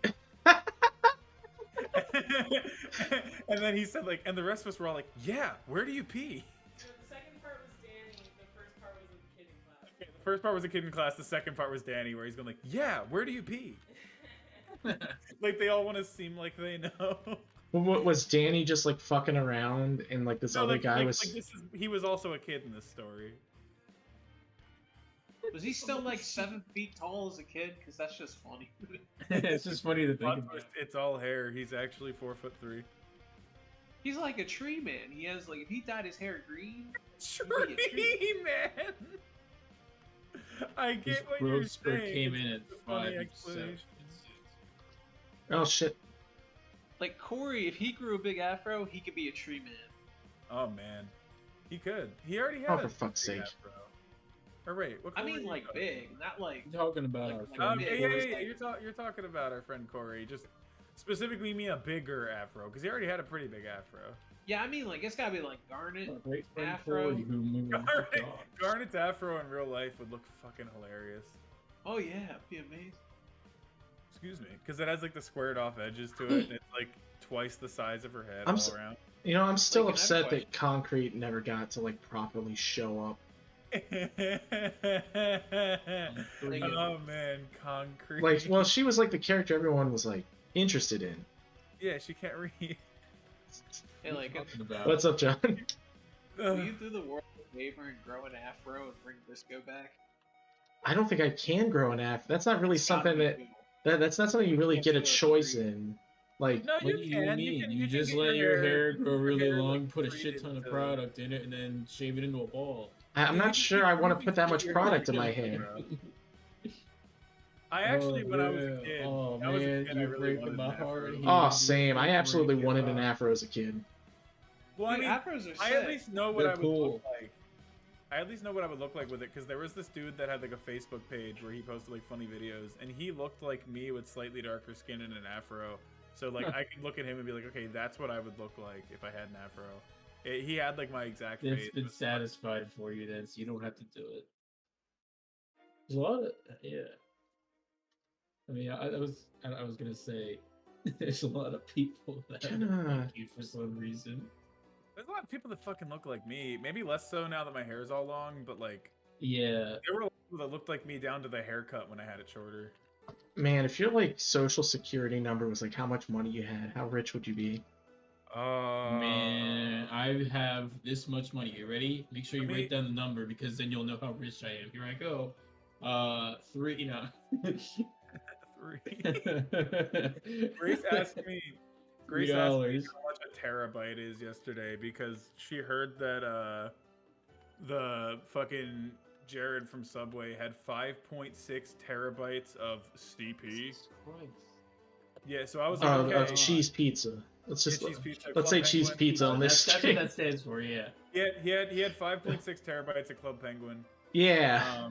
Yeah. And you all he know what we're fucking- talking about. Grace was trying to like, get an example of like how much that is, and I was like, okay, so let's look at Nier Automata on my hard drive right now. It takes up about 40 gigabytes of space, okay? And she was like, yeah, and I was like, how many gigabytes are in a terabyte? I believe it's 1024 because it's 2 to the 10. Right. So take that, take that number right there, divide it by 40 or 40.8 or whatever it was for Nier Automata.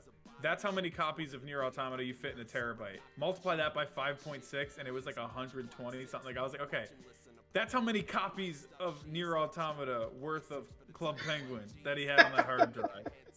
Does that put it into 126 fucking copies scale? of Nier Automata. Worth Nier of It's- Automata, whatever. yeah, You know, when they catch possessors of Club Penguin, yeah. they never You gotta- just they get they their never own- just have like it's never like they caught them with one. How club. many Minecrafts is that? It's Let's be always honest. like an absurd amount of Club Penguin. Yeah, no, like it's. I don't know where they're getting it, if they're buying it in bulk or how this is happening, but it's always in the order of terabytes, which is baffling to me. I gotta wonder, like, first off, God, there's so much of it out there. That's terrifying. And two, where are they getting so much of it? It's such a fucking weird thing to think about. It's very scary to think about. It is. I gotta know how many Minecrafts worth of CP he had. Oh god, So I'm Minecraft looking at is like a unit of data measurement. Like much- how many Minecrafts per second? how The, many- how- the how much- FBI how much the FBI is measures club Minecraft? penguins in orders of Minecraft.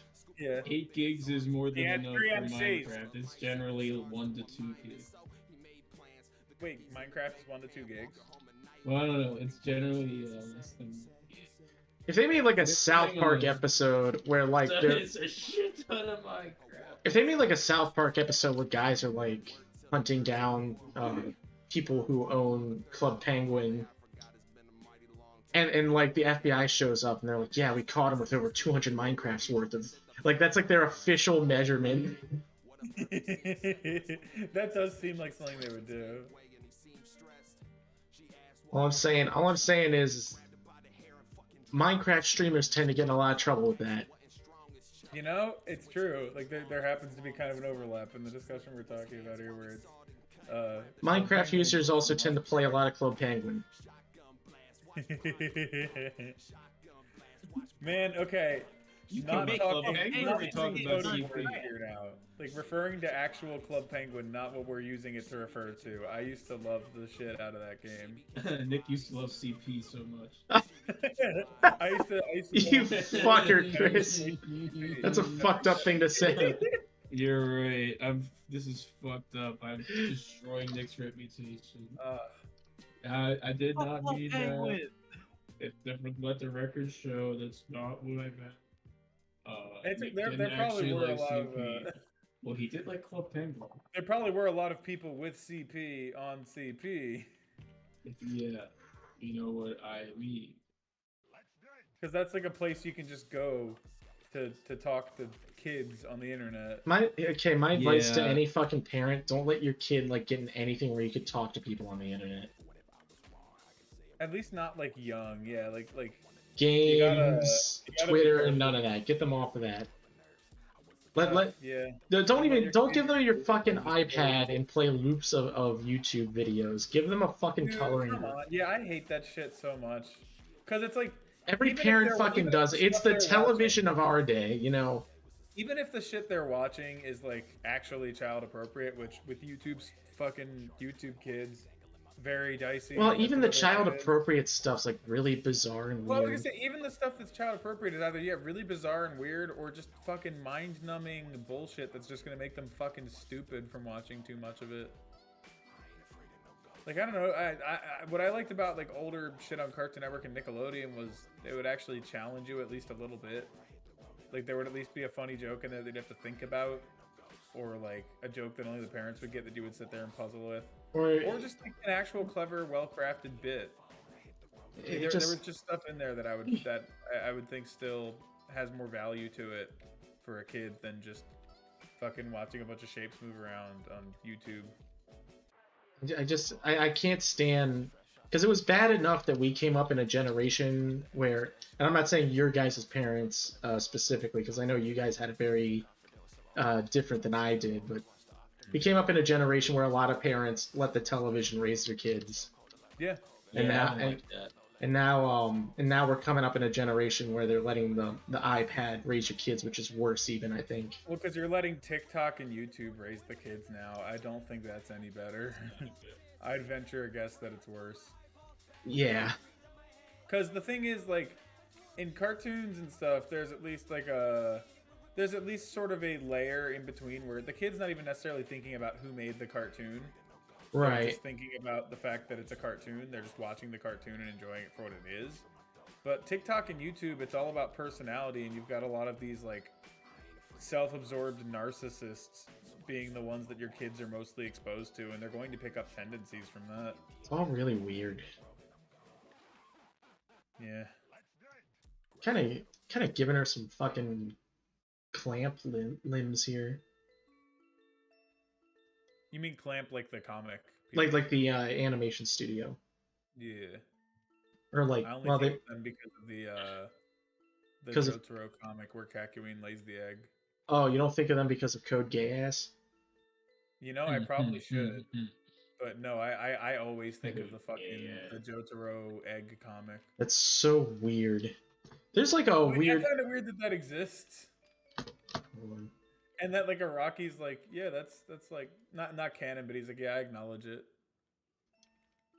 Well, I don't know. I mean, if it's just like he acknowledges its existence, Well, what I mean is like not just acknowledges and like yeah, it's there. He like I guess endorses it would be the thing because that was what it was described as that one like JoJo fan work he endorsed where there's like Funny Valentine and there's another character named Funny Valentine and there's another character named Funniest Valentine and Cars is on the moon or something. It had like a really bunch of like bizarre shit on it. To be fair, I never read it, but everything I read about it on like a JoJo wiki was just very strange. maybe it's just like a pun thing that we don't get. There seems to be a lot of Japanese puns revolving around eggs. Well, no, this thing was that it was just a genuine, I guess, weird what if scenario where just Kakyoin lives and he and Jotaro are gay and have a baby together. That sounds similar to the ravioli story. The ravioli story? Have you never heard the Kakyoin Jotaro ravioli story? I don't think I have. This seems like something I don't know about. You know what? You don't need to know about it. Well, I'm gonna look it up. Go ahead and look it up. I'm saying I don't think I need to repeat it on the stream. Okay, I see. I was thinking probably more entertaining to hear about it, but if it's something you don't want on the stream, then I'll just look it up and figure it out. It's weird. It's very weird. I'll say that. I don't know. It's not like I haven't drawn or said some weird shit on these streams before. Fair enough. I was gonna say Clown World streams are all about the weird. I mean, I drew fucking Cummer on these streams before. What a legend. A legendary drawing. I mean, fuck it, whatever. I pushed it to this point. Let's just go into it. So it was like a fucking, was it a fan fiction or it might have just even been a green post or green text. Green text. It's one of them there green posts on the where they go on there and pull people's chains. They go on there and yank on people's chains and whatnot. I love the idea of like an old man independently coming out trolling on his own and being like, "Look, I'm yanking their chains." It's beautiful because that tells me that it goes beyond just something you come up with on the internet. Oh yeah, no, like the idea of just fucking with someone is something I've always like found funny. Like just convincing people of bullshit. Usually I'll tell them afterwards, but I just like the idea of getting someone with like a really absurd thing and being like, "You believed that?" Well, it's kind of it's fun because it's kind of like showing someone where they can be fooled. Yeah. But anyway, really it was a green text, and I think either that or just a fan fiction. But the story, basically the story was Kakyoin forgot that it was him and Jotaro forgot that it was him and Kakyoin's anniversary. So he's like, shit, I need to come up with an anniversary dinner like pronto, but I've got nothing. There's nothing in the cabinets. He's like going all over the place. He can't fucking find nothing. Mm-hmm. And then suddenly he's overcome with the powerful urge to shit. And he goes to the bathroom and he shits. And then he looks in the toilet and it is like a perfect toilet bowl filled with clean, delicious looking ravioli. Then he hears Kakyoin coming through the door, so he hurries and scoops the ravioli onto a plate and feeds them to him. And Kakyoin eats them, and apparently they were delicious.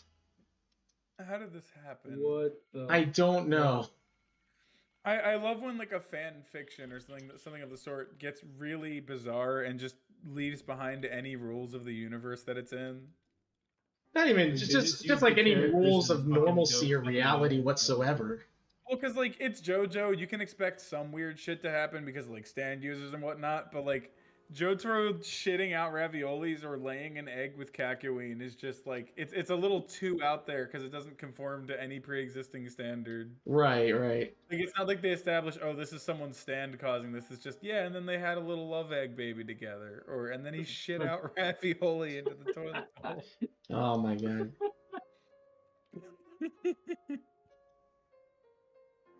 Truly, JoJo is the ultimate anime. JoJo's an anime? Yeah. Oh, No! No! It's a cartoon! Mario! No, I saw Mario! it swim. It's a cartoon, Mario!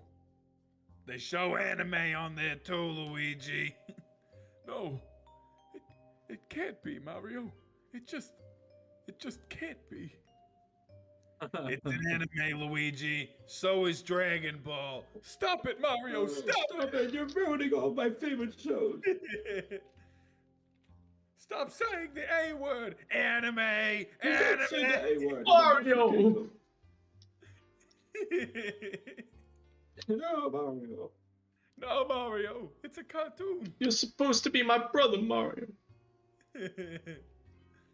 You're a shit, Luigi. You're shit, Luigi. You didn't make it. You didn't make it, you. Ooh. You. Oh man. You fucked it. Yeah, that's what he. Yeah, that's what he said. Make it. You fucked it. God, I remember that's what I used to think. That's what he said because I didn't know the other word yet.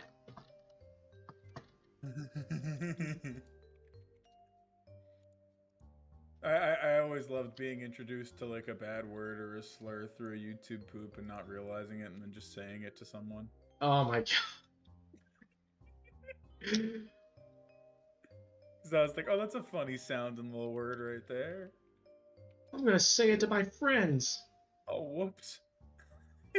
It means what? No! And then it's already too late. The earth splits open and Satan grabs me out. And he peels me in. God, you know, I got all this all fucking wrong. It's a really weird perspective to draw. I mean, I think you're getting it with that line you just added there. I figured that was more just for the shape of the thing. I mean, yeah, it kind of gets the general shape. It's like where the neck connects is where it gets weird. You know what's one little thing you could do to really fuck with this drawing? What's that? Give the Shadow Queen an Adam's apple. Yeah, please throw it out, please. God. Don't do it. Jaw lines are weird because women actually have stronger jaw lines than you might think, especially as they get older. Well, and it's tricky. Don't use like anime as a reference because they'll give them like the pointiest ass fucking chin. Right, but what I'm saying is it's really hard to strike that balance between where it looks like it's such a slight difference between how strong like a woman and a man's jawline is before it changes just what they look like. Yeah, they're kind of like strong in different ways. Yeah. Because I can think of like I'm thinking of have you seen Breaking Bad? Have you watched that? Yeah. The fucking wife in that show has like a pretty pronounced jawline, but it also doesn't look masculine. Right, right. Like there's a really tricky kind of balance to strike there. Jesse, what the fuck are you talking about? Jesse, why are you staring at my wife's jawline? Why are you staring at my wife's jawline? She's just got a big jaw, Mr. White. We need to cook. I can't help but look at the jaw. Jesse, why are you in my house? This is Jesse, everyone at the barbecue is starving. We need to cook. We need to cook.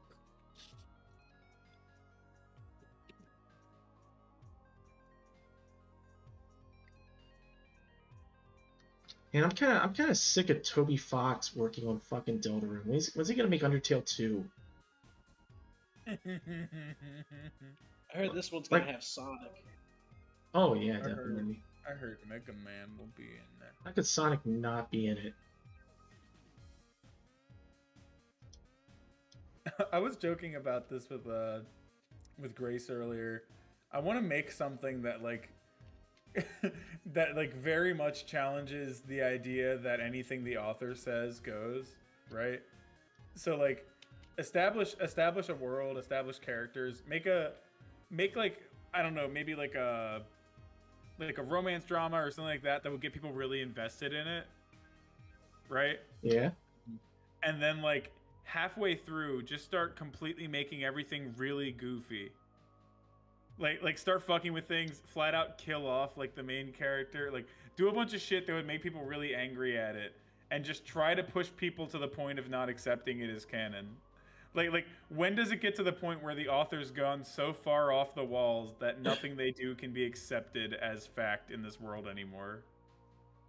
So like say there's like a really intense scene, two characters are about to like kiss on the beach or something, right? Yeah. And then the other character, like the boy character and the girl character are about to kiss or something, and the boy just grabs her and starts fucking like strangling her, and like confetti starts falling out of her mouth, and she goes like, like, it starts getting really ridiculous. Super At what like point, surreal shit. well, like yeah, and like a completely grounded series up to this point, this just happens. At what point does the author not get a say anymore? Like, at what point do you as a person just go, no, I'm not accepting this as canon? Well, it sounds like you're just talking about death of the author. Perhaps, yeah, but like, I guess this would mainly be a thing to challenge people that don't. I guess challenge people that don't believe that. But the other thing with it too is like, death of the author is useful when you're talking about like, okay, this work already exists in a completed form, and then the author retroactively sort of adds something to it. Right, like J.K. Rowling randomly adding lore bits and stuff after like saying just randomly deciding that Hermione is black or that Dumbledore's gay. Right. The first of which is a real thing, and it's also contradicted in the story itself. But anyway, yeah, stuff like that. Like she just adds that on there. What I'm talking about is like within the work itself, it starts getting to a point where just its contents become unacceptable. You guys, like the it's point where it's indefensible. No one can look at it and defend it. It's just not even. Nick, here's the thing. Someone so will. I know. If I was gonna say, if you do that, you'll have someone who will say, no, that's what they wrote. You don't understand. It means something. Fucking The Last Jedi. Yeah. You don't get it. The point. People that like The Last Jedi. Hermione's like black and she has a mohawk. Oh man, I saw one of the most fucked up things. I almost never actually see the ads on YouTube when they come up because it's usually my phone's in my pocket. Yeah. So when I actually do manage to see them, they're always weird and jarring to me because I'll hear them. Fucking YouTube ads. There's an ad for this like movie. It's like a horror movie. Do you want to know what the name of the fucking movie is? The Pee Pee Poo Poo Man. I wish it were. That'd be a less stupid name. What was it? Men. Just men. Yeah, because I like it has a theme song. It goes men. No, it's just really weird that like. And I guess the premise of the movie is that women should and always should be afraid of men because men are just horrible or whatever. Ladies, if you're watching the stream, run. I mean, listen, I don't think any women have been watching this stream for a while now. You don't know that. Yeah, you're right. I'm often surprised. Ladies in here, so. That being said, there are people that you know, like that follow you, that could easily just be women, and we wouldn't know it. Yeah. Well, I still subscribe to the old internet rules that everyone's a man until proven otherwise. Everyone's a man until proven otherwise. Yes. Yeah. But anyway, what I was getting at was I just think it's really weird that people just find it like acceptable and okay that we're just gonna start. I don't know. Everything's really weird to me, and it seems like there's a lot of things where people play down or try to ignore that there's a lot of media and movies coming out nowadays where men, and very specifically white men, are depicted as like these evil monsters, and everyone's just kind of okay with that. But then they try to treat it like, no, it's about the broader conversation about blank. It's like, no, you're just really Like you just made fucking Birth of a Nation just from the other perspective, just from like a different for a different group of races. So here's a good one I've mentioned before. We were actually like I brought this up last night. Is fucking rednecks in films.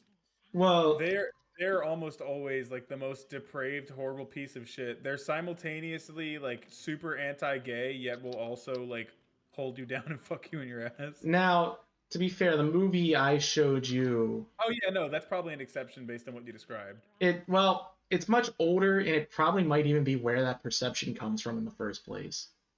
Perhaps. I think it's just that a lot of the people that are making films are, I guess city slickers, you could say. Like they're the type that wouldn't have much interaction with that group of people, so they But see them as very foreign.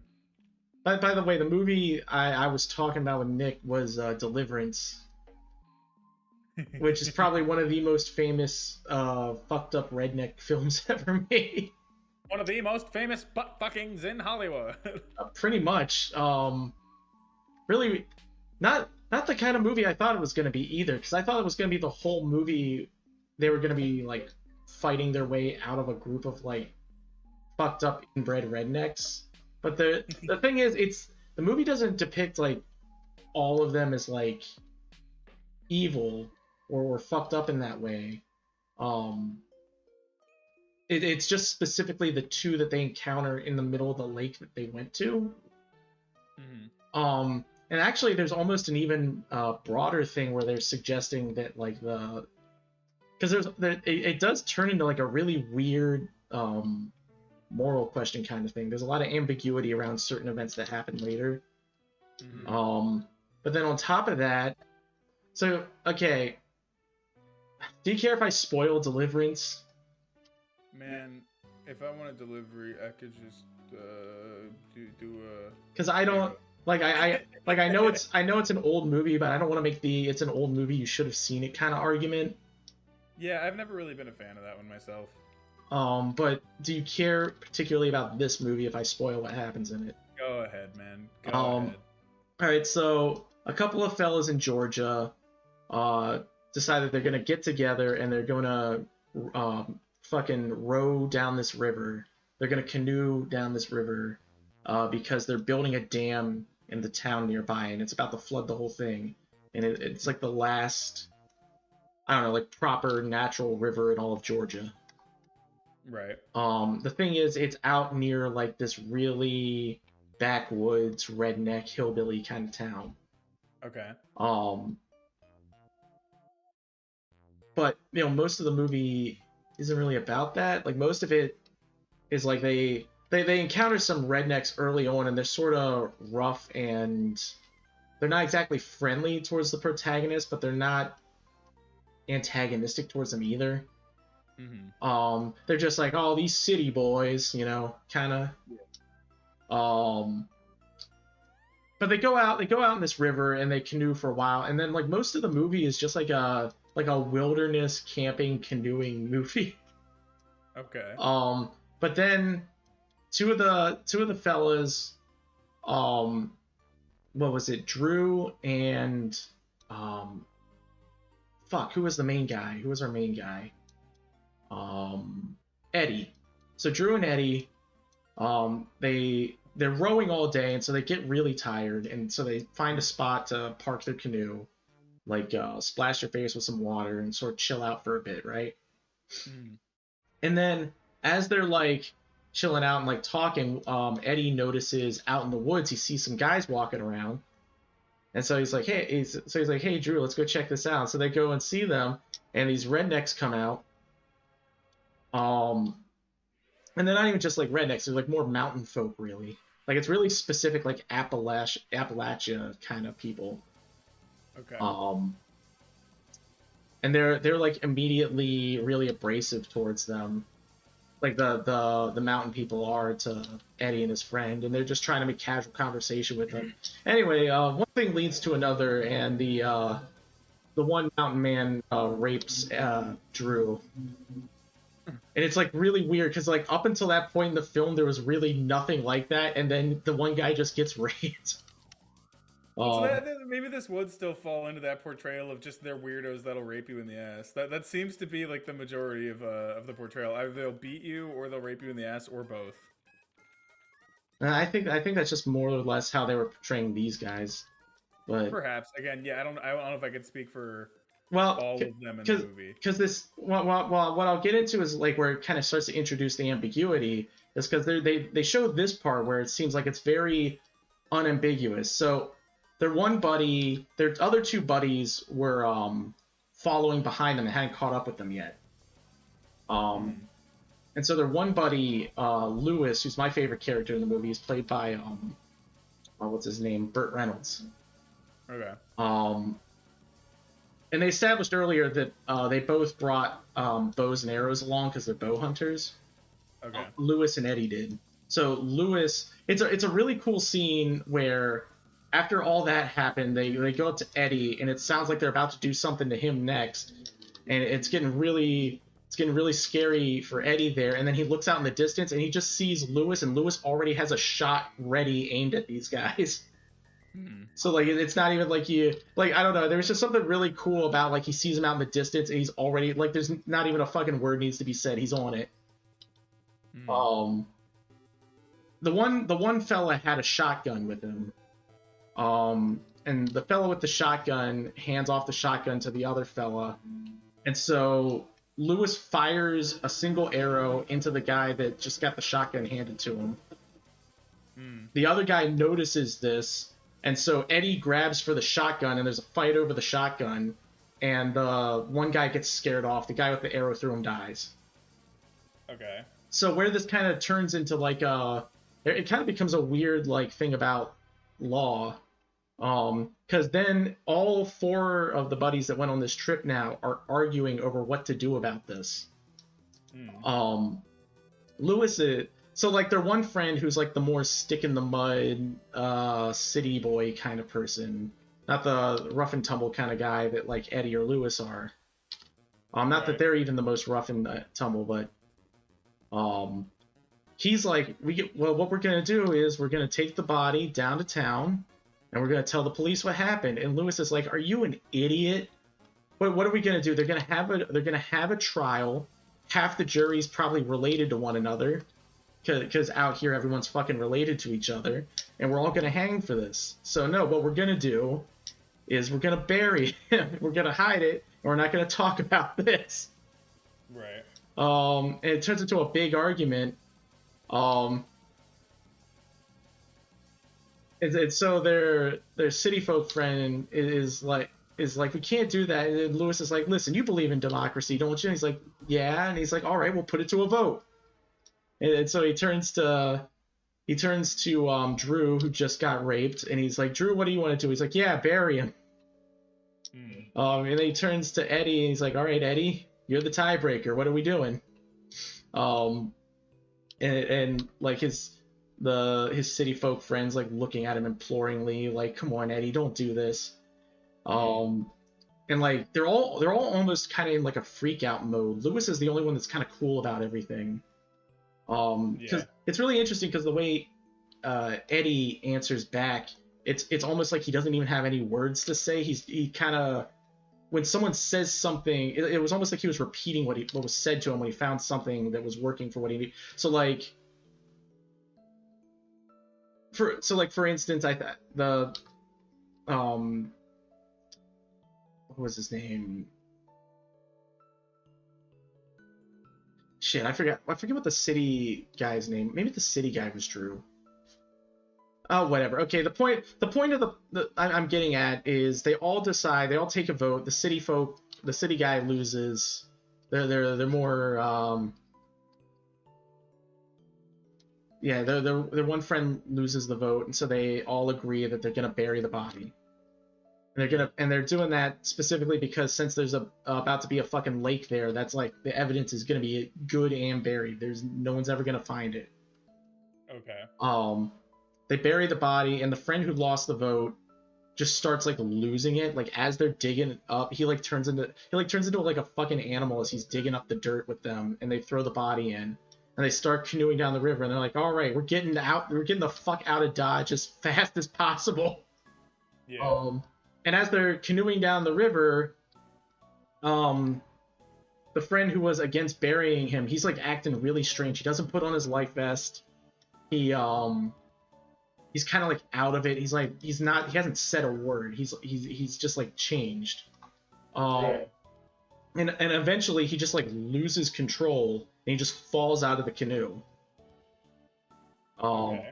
And it turns into a whole fucking scenario where the other canoe behind them then crashes into them, and they all fall out of their canoes and they go down like these whitewater rapids, like banging into rocks and shit the whole way down.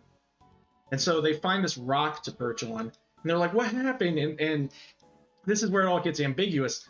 Lewis is like, "They shot him. Someone shot him," but you didn't hear a gunshot, right? Wait, they shot him? Who's he referring to? He said he doesn't even say they. He says he was shot. Okay. And they're like really, they're like, "You saw that?" He's like, "Yeah, they shot him. Someone shot him. He was shot." Or no, he just says he was shot.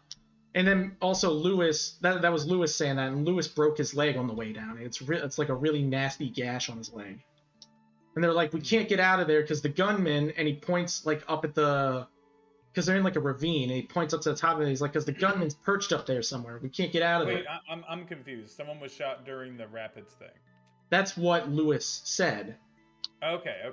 They said I that thought he was referring back to the. they said the guy. They killed. They were saying that the guy who fell out. He said Lewis is saying he was shot. Okay. But you didn't hear a gunshot, right? Right.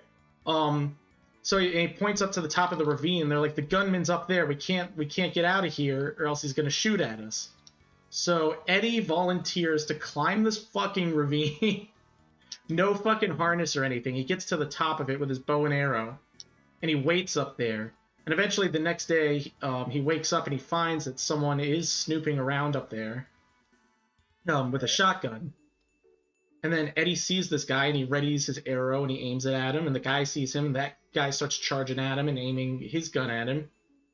And Eddie fires an arrow at him, and the other guy fires a shot and misses first, and Eddie fires an arrow at him, and then he trips and he falls backwards on one of his own fucking arrows. And so he's got this fucking hole through him, and then he pulls out his knife because this guy's still approaching him, and you can't, the sun's behind him, so you can't see if he's shot or anything. And then the guy goes to ready his gun for another shot, and then it falls, and then his gun fires, and he falls over, and you can see the arrow sticking out through his neck. So his first shot did hit him. Right. So Eddie then Eddie takes the arrow out of his side. He lowers the body down the ravine, and they get down there, and they're like, "All right, so you got the guy, right? That was the redneck with the redneck with the gun initially, back when the one friend got raped, was toothless, right? Or he was missing his two front teeth." Okay. And they're like, "That's the guy, right?" And there's kind of an ambiguity about it, because it doesn't. There's things that match up about him, but it doesn't entirely look like him. So Eddie might have just shot a random hunter. So they're like, fuck it, and they just dump him in the river, and they just go down river and leave. Right. And then they get to town, and there's like, the whole second half of the movie is just like they're in town and they're just trying to cover their asses, and the cops aren't buying their story. Right. So what I was getting at about like a bit of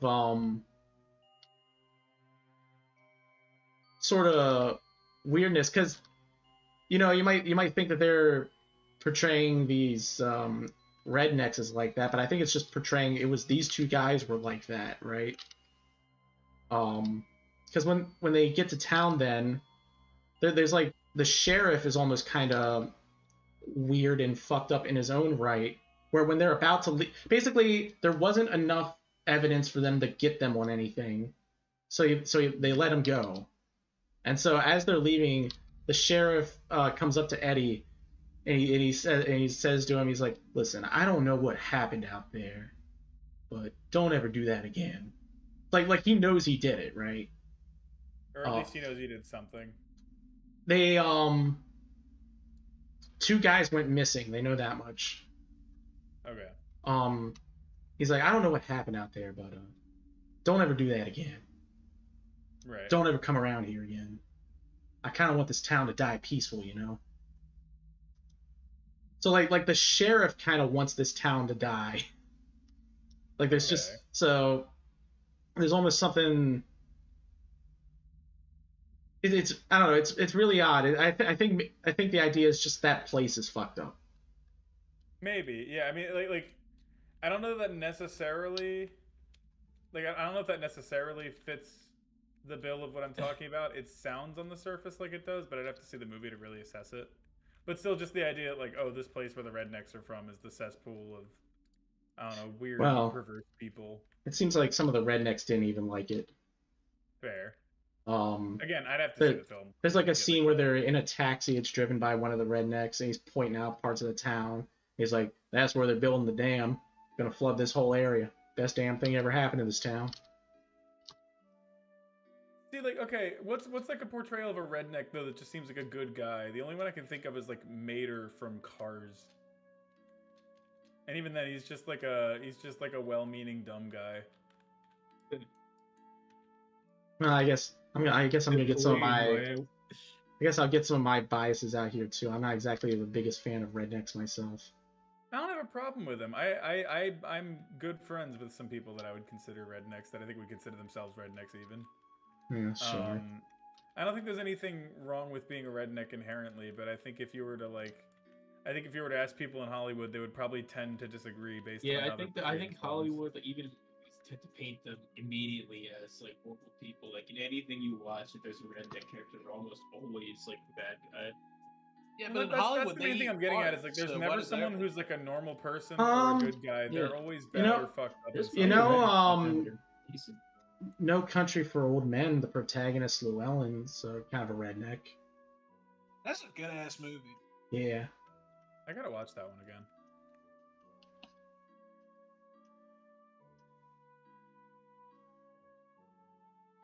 Because to be honest, I don't know that I remember it all that well, but I'm certain I've watched it.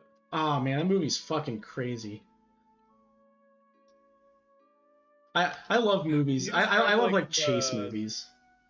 Can you describe like the beginning of it at least? I'm wondering if I've seen it or if I'm confusing it with another movie. The beginning of it is a man goes out hunting. While he's out hunting, he stumbles across the aftermath of a shootout between 2 Mexican drug cartels. And as he's looking around, he finds a bag that's just loaded with money. And so he's like, hell yeah, jackpot. And he goes home with it. While he was there out investigating, one of the drug cartel members that was out there was still alive, and he was asking him for water. And Llewellyn, our protagonist, just kind of ignored him. And then later that night, he kind of has like a guilty conscience. So what he does is he gets a thing. He gets like a canteen, like a big jug or something, and fills that up with water. And he goes out there to give the guy some water. He's probably dead by now if you ask me, but he goes out there to give him some water. And when he gets there, another Mexican drug cartel comes around looking for the money. They're in like these big trucks and they got like headlights on the top. And so they start chasing down Llewellyn because he's out there and he's not supposed to see any of that. It turns into this big chase. And so when he comes home, he tells his wife to stay put and he's going to take the money. He's going to try and get out of Dodge because now this Mexican drug cartel's after him. They're not going to stop chasing him. I think there's more that goes on to that as well that makes him think that someone's like on his trail. Yeah. But he basically tells his wife to go somewhere. He's trying to get his wife out of the way while he gets this money somewhere safe. Okay. So he tells his wife to go somewhere. And then he leaves with the money. And basically, the money had a tracker in it. And oh, you know what? I said it opens up with Llewellyn. It actually opens up with the best fucking character in the movie, Anton Chigurh. Anton Chigurh is an assassin for hire. And he's just like fucking cold and robotic, and it's amazing. Well, he does have I think I have not seen this movie. He does have a bit more of a personality than I'm describing there, but what I mean is like his methodology is very cold. He has absolutely no remorse. He does have like a kind of philosophy about life, but it's not a one about good or evil or anything like that. So our protagonist is being hunted down by literally the worst person you could ever possibly be hunted down by. Right, a guy that will show you no mercy. Right. Keep hunting until you're dead. And it's not even like about the money to him either. The money belongs to a client of his. It's that like he's almost got like a philosophy to it, and it's like just now that he's a target of his, he's hunting him down and killing him. Right. That's just what's gonna happen. Like if Llewellyn could hand over all the money and Anton would still kill him. Okay. It's kind of how Anton is. He's marked now. Yeah, he's marked for death. It's just such a smart movie because basically the whole plot of the movie is one guy running away from another. It's just that the events that happen in between are so well thought out and fucking clever that you're like puzzling things together as you're watching it. It's this fucking cat and mouse game. It's amazing. That does sound fun. I definitely haven't seen it though. The more I'm hearing about it. I think I was getting confused with, of all things, Fistful of Dollars. I think when you said No Country for Old Men, for some reason that came in my head.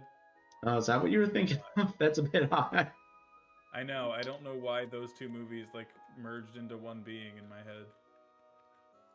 And then also the whole time, meanwhile, there's a detective investigating all kinds of weird, all the killings and everything going on related to this chase that's happening.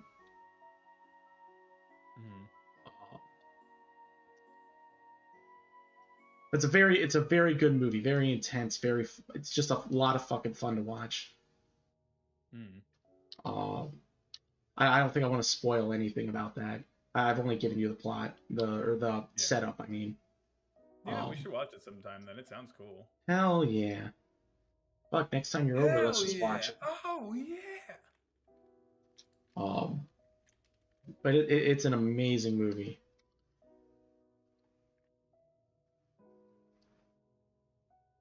We got on that from the redneck thing.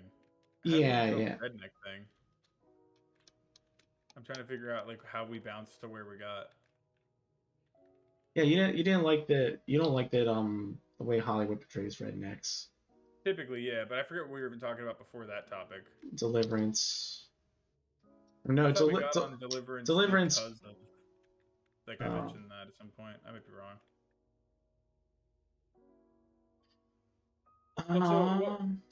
I'm interested. What would you say your thoughts on the movie are, like Deliverance? Because the plot sounds wacky but interesting to me. Like this sounds like a lot of crazy shit happens, but also like they do interesting stuff with it. So the rape scene is the most famous scene in it. I would imagine. And in fact, I would say it's probably the only thing anyone even remembers about it, because I've never heard any other part of it ever mentioned.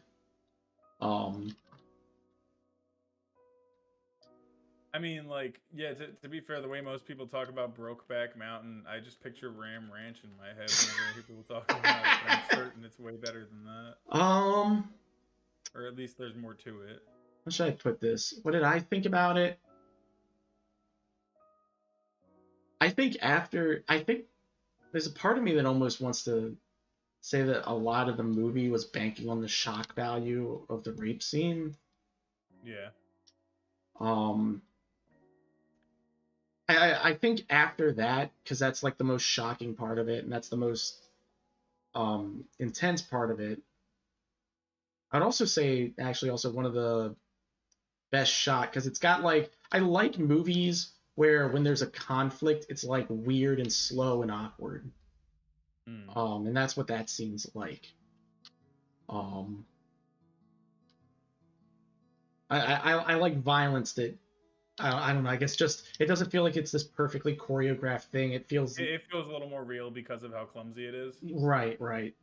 A great example of that, actually, the Old Boy, the famous hallway fight scene. There are like parts in that where it's choreographed that people stumble or swing and miss and like hit their like one of the guys has a big wood plank. He swings it at Odesu, misses and hits the wall and it breaks, and then he I just remember kind of that. looks like he doesn't know what to do with it.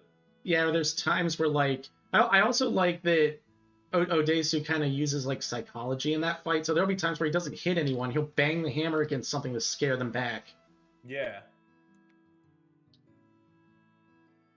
But yeah, Yeah, like it's really interesting. I like the fuck am I doing? That is completely wrong.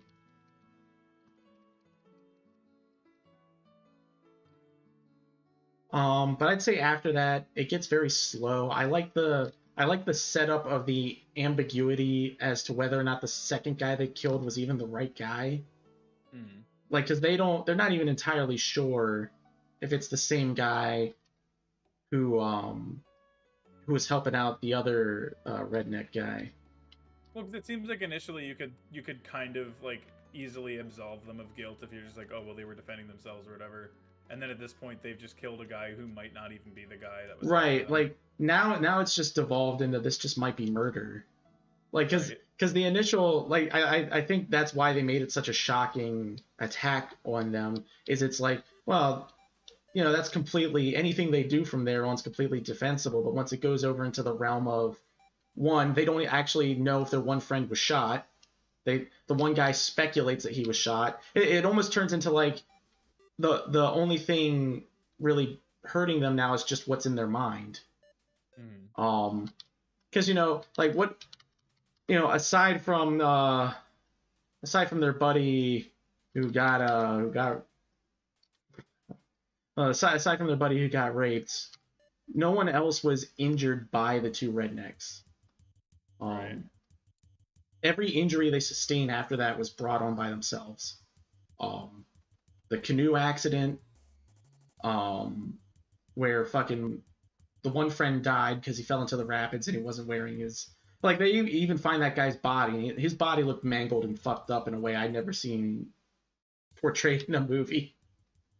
There's something we said for a good fucking, like, gory practical effect. His arm was fucking dislocated in a way I'd never seen in a movie before. Which doesn't mean that it's never been done before. I just might not have seen enough movies that... Yeah. But, like, if you ask me, he wasn't shot. He was delirious from all the fucked up shit that just happened, and he just passed out. And he fell into the river, and he shot. Wouldn't they be able to see like a bullet wound, or is this all happening in a quick frenzy? Well, that's the thing. Once they find his body, they find his body much later after they shoot the one redneck.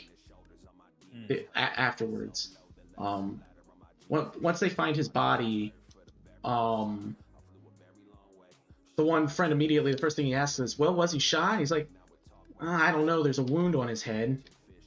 Could have been a rock. Like, they don't know. Everything from that point is intentionally left vague. And that's what I kind of like about it, is, like, they've almost been thrown into, like, a panic, and now everything is like a nightmare scenario that it might not even actually be, but they think it is. Right, at this point, they're just in this level of panic, and they're not going to escape it. They're just going to keep escalating it. Right. But again, to me, the line that really strikes me is the sheriff saying, "I want this town to die peaceful." Almost like he knows these people are like, the people of this town are like really weird and fucked up, and he wants the dam that's being built to take care of them. He just wants them to go away, but he doesn't want to fucking bring up a stink about it. Seems like a really bizarre scenario. There's just an entire town of fucked up people. Well, who knows how... Like, also, let's be clear. We don't know how fucked up the rest of the town is, really. They're never actually displayed as being all that, fucked up, but there's just a lot of paranoia they have about these people knowing them and being related to them. Like, it's more of just I would think it's implied that there's something wrong with it if the officer wants the entire town to be destroyed. Well, that's the thing, is maybe that's what the movie's going for, is the kind of paranoia. Maybe the movie's playing on the assumptions you make about rednecks. Like, it wants you to think these things so that you then have a different impression than what the movie's even necessarily portraying. Right, like, because in reality, again, they do frame them in like this scary way, but that might just be a thing.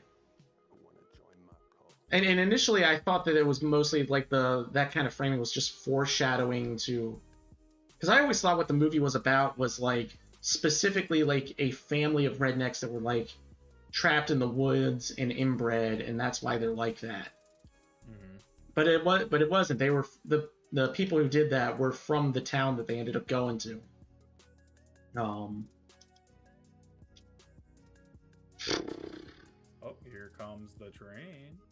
I mean, I'd be, if that's what they're going for, it's something that would interest me more. Like I like that more as a concept. This idea of like, I'm kind of letting it digest, so I can't say I know entirely Sure. what they were going for, but I thinking mean, on it now, I think that is what they're going for. Yeah. I think that would be my guess, is that they're letting you fill it in with your own biases to influence how you feel about these people, but only two of anyone in the whole town did anything wrong. Yeah, I would definitely think that's more interesting as like a premise for what they're going for with it. Right. In a sense, it might even be saying that we, the quote unquote civilized folk, aren't as civilized as we think we are, and that we've got a lot of our own tribalisms and prejudices, and that they brought that to a situation where they ended up shooting and killing a guy with a bow and arrow who may have been innocent. I can think of a movie that does that really well and much less ambiguously. It's this, I believe, Italian film called Io l'altro, or I the Other. We had to watch it in like a class in college, and I really fucking liked it. I don't know if I want to give too much away about it. Just know I really like how this is turning out. guys on a boat. Hold on. Can you move your mouse back in the window? There we go, because it's not showing it. Oh. The one thing I'm kind of iffy on is her midsection. Oh. There's like the one little part in the middle that kind of bulges out a bit. I'm not quite sure what you're Oh, going like for with it. that's more for my. I'm referencing that like she has legs, but that's not entirely what I'm gonna do. It kind of helps me with like shading certain stuff later, but that may not be what I or what are you talking about? Like, So I'm talking specifically about the little area above the belly button part, like that little segment in the middle there. It just seems a little too like rounded off to me. yeah, the way she's turning will probably pull more on it. Yeah. Because currently it seems like it's pushed forward a bit. And I would feel like this, like the skin would maybe stretch a little more than just be bunched up.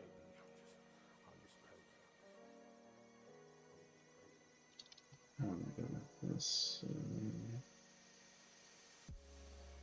Nah.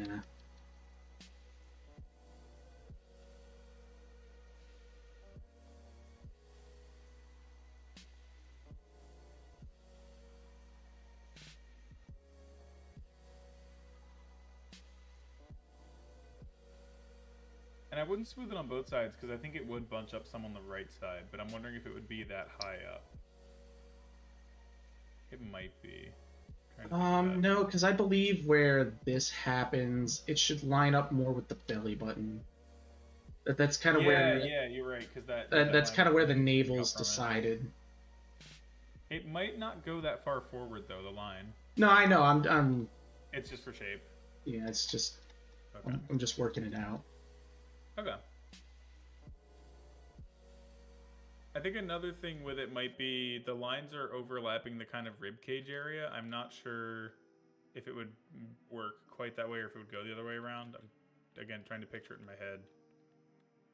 What are you referring to specifically? So, not that line you're on, the one that's going upward. So not the one that's forming the outside of her, the one that's physically going up this? and in. I could probably get rid of. Yeah, I think it's just how high up they were going that was kind of like fucking with my perception of it a bit. This is already looking, I think, better. Yeah. I think I'm going to call that here. I think we had some very lovely discussions here on stream today. We talked about ass rape.